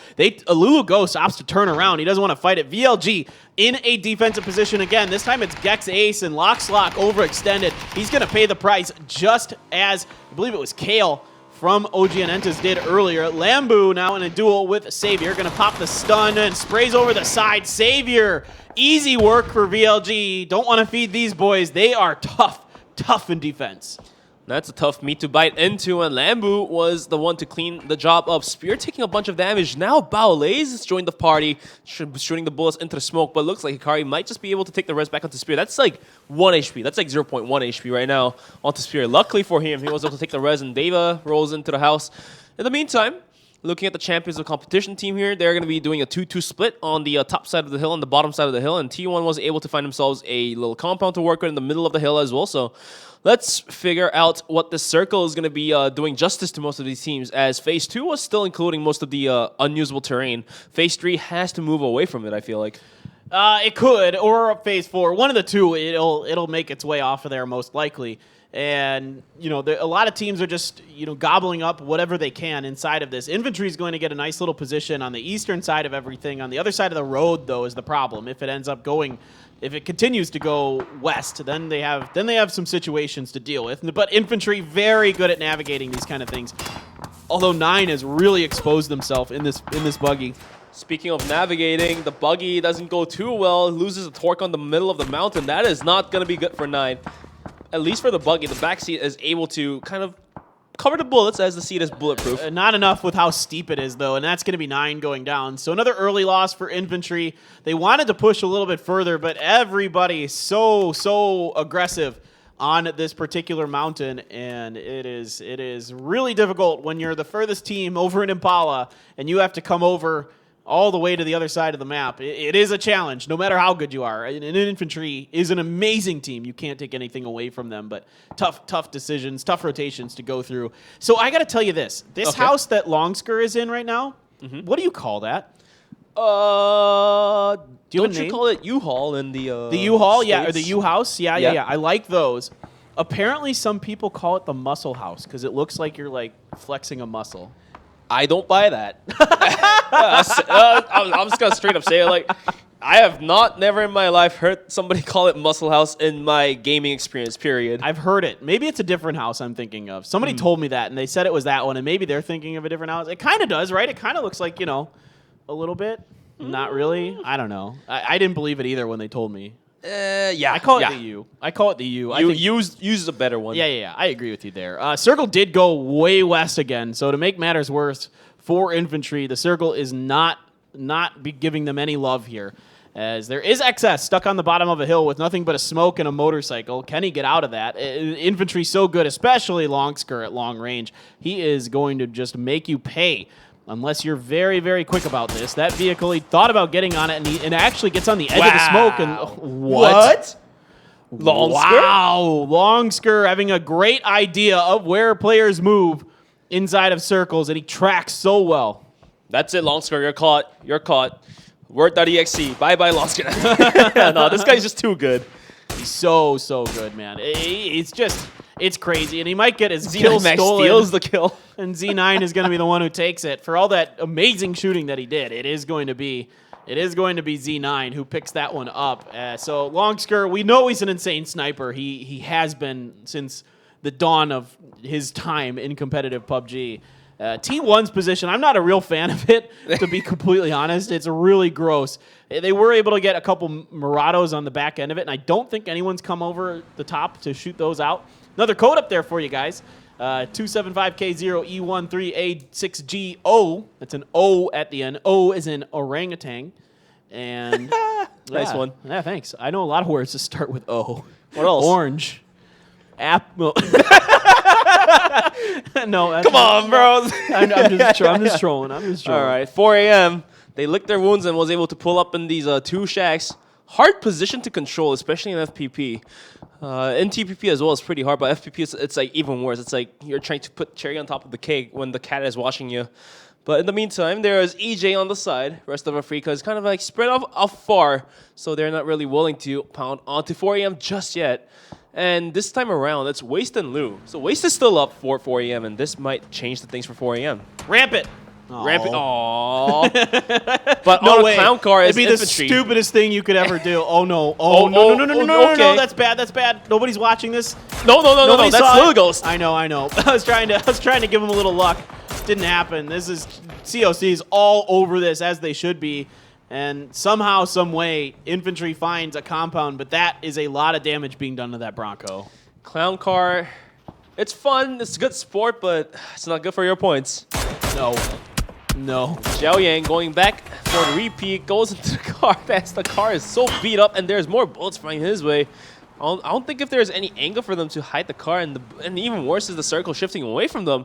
The circle does go down towards the south of the current circle, so this will leave Afrika, VLG, 4 a.m. and an infantry outside of it.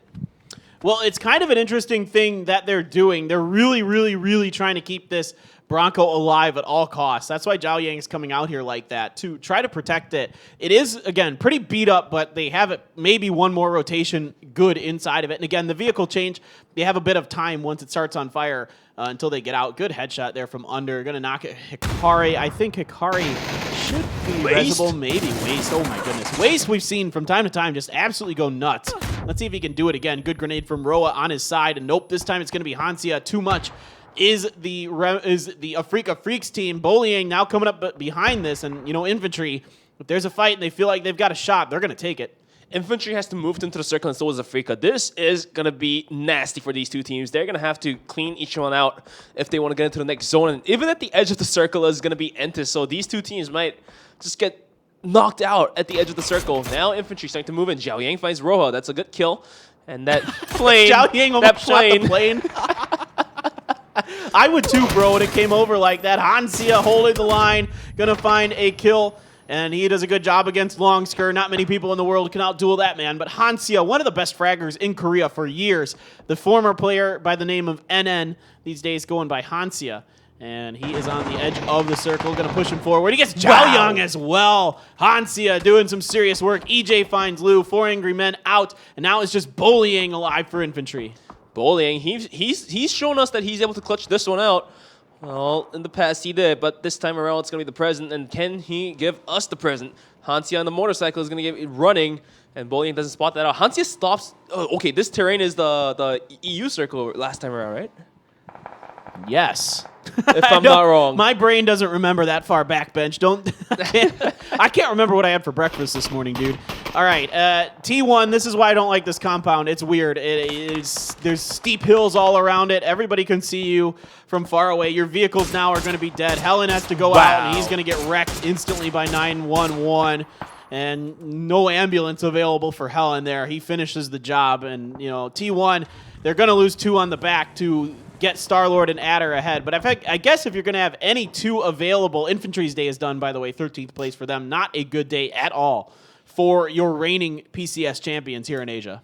Well, that's going to be another 1 or 2 point game for Infantry, and that's going to put T1 even further away, making the chase away from Infantry. In the meantime, Adder realizes that Rex is knocked, but the res is impossible as TSG has all pulled up by Rex's compound. Star-Lord is looking for some revenge, but it looks like his position isn't too great to take the shots downwards as the bottom terrain has the compounds within it.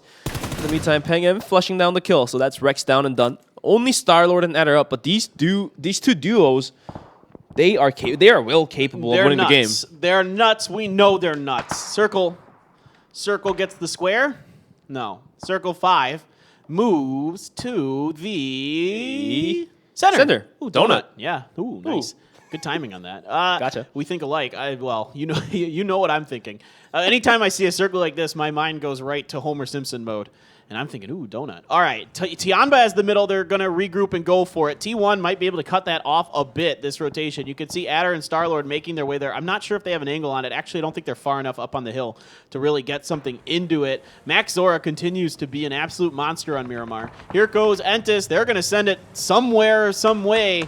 This is dangerous. They don't have anything else to do, really, though. They're going to roll up on the side of T1. They're going to get out of their vehicles, and they might be scuffling. There is Lulu always from the back. Poor Entis saw T1 look to get a fight with them, but right behind was champion of competition. And now they're putting some grenades in, seeing if they can get that finish onto Sungjang. And now T1 is also looking to maybe aggress onto this fight, take a couple kill points as well. So Entis is in trouble.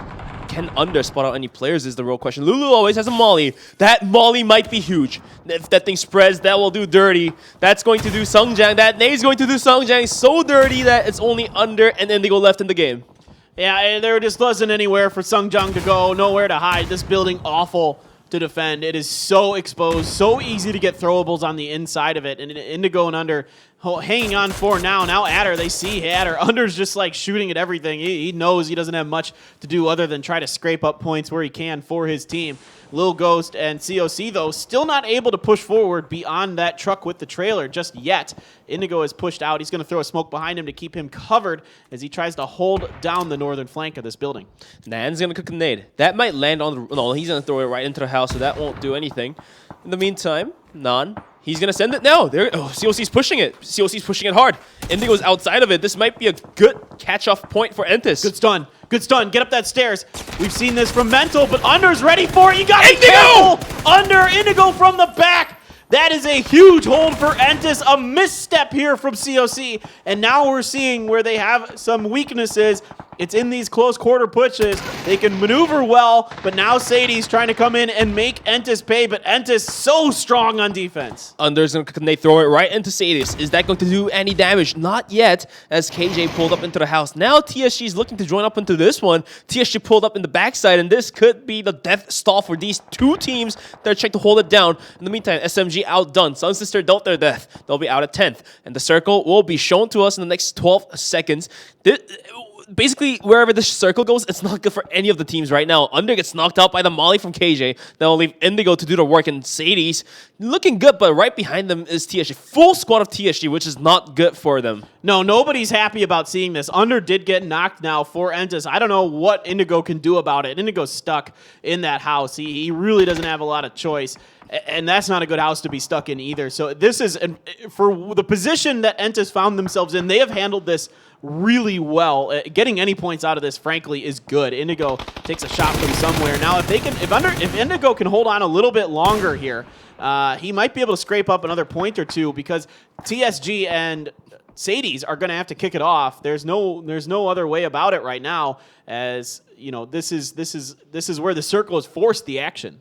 All right, Indigo is going to go back into snaking mode. He's going to be hiding in that small single-story hut there, and Sadie's is starting to leave. If Indigo is able to kind of like creep up behind from the blue, he might even be able to take down both of Sadie's and even try to go find a couple knocks on TSG as well. But looks like TSG has a nice little spread out at the edge of the circle, so they exit. Look at the steep cliff. There is nothing to be covered from, and that might just be the end of these two teams here. It's bad. Now that the circle is moving away from this compound, you're right. It's a steep hill on the side. There's a few rocks and trees and a little bit of terrain to use, but it isn't much. And somehow Indigo's still alive. He's doing a fantastic job. I think Volleybear might be able to see him through the crack on the side of the building, the corner, looking for it. T1 finds a dip. And there's some NA plays right here from T1. Dips free. Dips free. They're going to take that in there, and that's okay. It is good from time to time. It does work in certain situations. Ooh, Hansia, he had such a good round earlier on, and he gets caught out by Faye. And finally, 911 finding another member, another point, but Starlord stole that kill. Indigo is snaking the heck out of this one. He's going to be exiting the compound now. He realizes he hears the footsteps of the final member of Sadie's. He's going to come down the hill. Yuri is already done, so he has nothing to be scraping on top of. And now TSG is watching.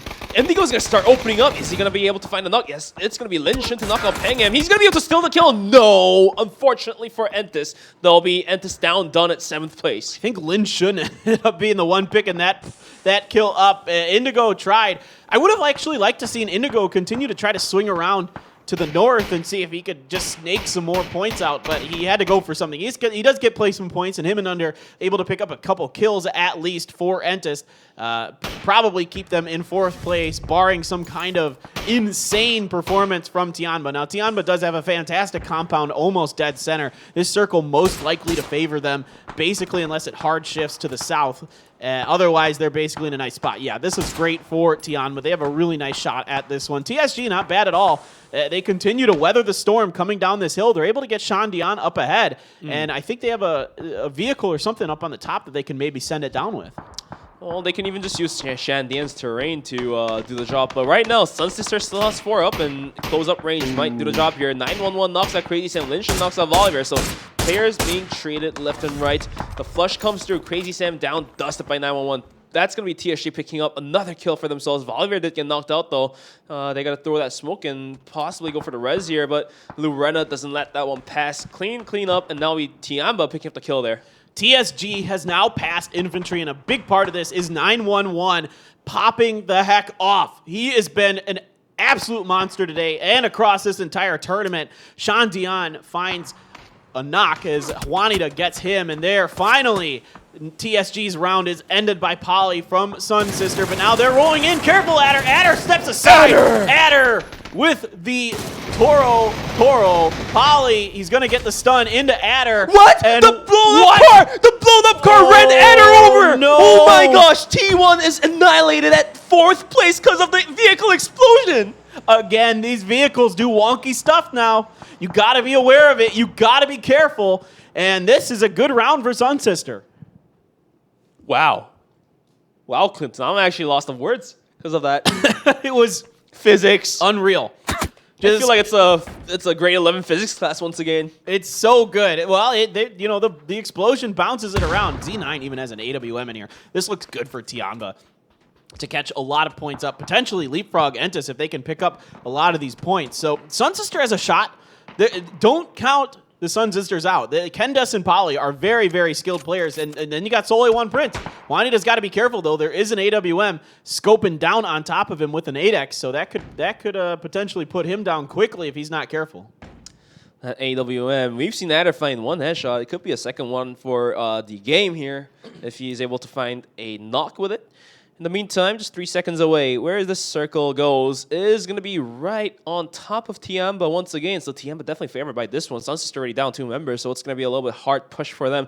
They could even try to rotate towards the eastern side of the circle, but it looks like there's not much of a terrain to work on, and Sohayon Prince has a pretty good overlook on that one. And Right now, things are very quiet, and most likely, Seolheon Prince and Tiamba, they are probably just looking to take the kill points with the Sun Sister right now. Yeah, this is difficult for Sun Sister, no doubt. Sun Sister is going to wait as long as they can, but the circle is not in their favor. Ooh! Just missing it is Z9 there, moving in time. I think Reigning just barely able to escape that shot, and they're going to hear that, they know that gun's in there, and they know they got to be careful, and Seolheon Prince has some level 3 gear of their own. You can see that Mark 14. I believe that's in Max Zora's hand. And Juanida's got an SLR over on the side. So the stuff very good. Here comes the send from Sun Sister. They know they don't have any other choice. So smokes are out. Great angles. Lorena going to get a heal off in time as well. So Tianba has this very well covered. It's going to be really, really, really, really, really, really tricky. But there is a molly in there. Grenade, they kind of have an idea that somebody might be over there on the side. So good senses here from Sun Sister. Stacking the right-hand side. This is really, really good. I like what they're doing here. Juanida's going to get a member of Tianba there. And we might have to do a little bit of map casting here. Sun Sister has claimed that compound. I think they broke through it.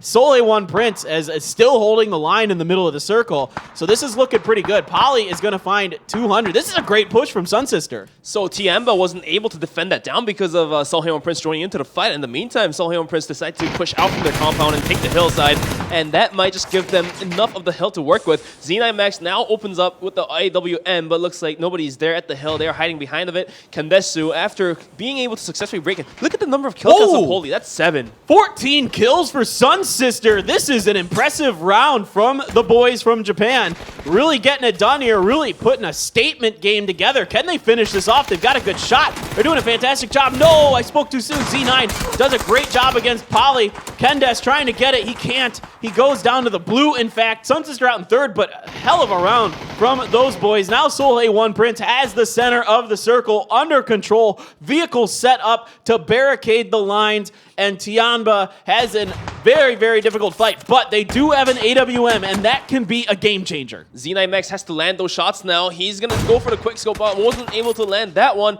Reigning's going to knock him out with an MK14 to make things worse, and now it's all down to Linshin to make things happen, but Seolheon Prince so spread out. Linshin gets spotted out. That's going to be Seolheon Prince taking their second win of the day. There we go. Seolheon Prince, 2 wins in this event, and they are putting it together. The first week they struggled.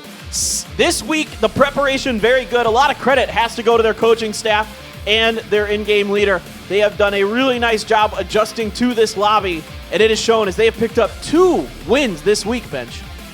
Indeed, the second win looks so strong for Seolheon Prince, and even though the circle favored Tiamba, Seolheon Prince chose the right time to peek out and kind of do a coalition with Sun Sister to take down Tiamba. Well, I think Sun Sister, the takeaway from that game should be that they can play edge well. They usually try to go center circle. They'll try to aggress into middle circle positions and just kind of get blown up a lot of time doing it. They played edge very, very well here on Miramar, so that should be something to hang your hat on if you're Sun Sister coming into next week. Try to build off of that momentum. But at the same time, we shouldn't forget about a couple other teams. Obviously, Sun Sister coming out huge at 14 kills. Looks like I think they're going to be sitting at a 20 point there. And that's going to be a huge round for them because they were lingering around the bottom side, and that's going to push them up from the leaderboard as well. Yep, definitely a very much needed good round for them. Seolheon Prince is making a statement that these guys are good, and we have seen them get better and better and better this year. The beginning of this year, frankly, was rough for them. They were having a tough time kind of figuring out their rotations, figuring out their team fights, figuring out positioning.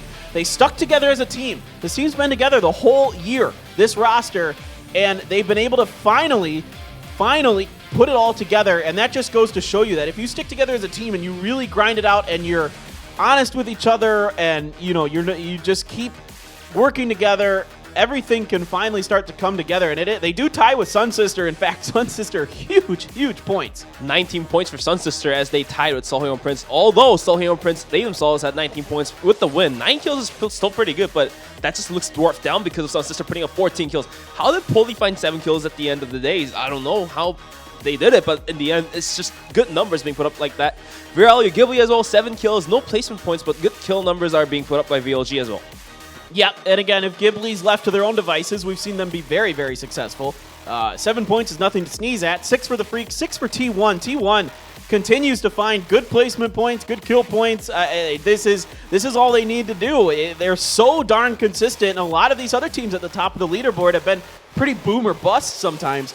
So for them, the ship continues to sail, the water is steady, and they just need to keep that course correct. And there you can see it is going to be at the end of week number 2. T1 comes out 10 points ahead of Triumphant Song Gaming, who has leapfrog Infantry. Very quickly here on Miramar, Infantry finds themselves losing 2 spots to finish the week at 3rd. Behind them, who else in 4th place? OGN Entis 4th, and Tianba Esports 5th.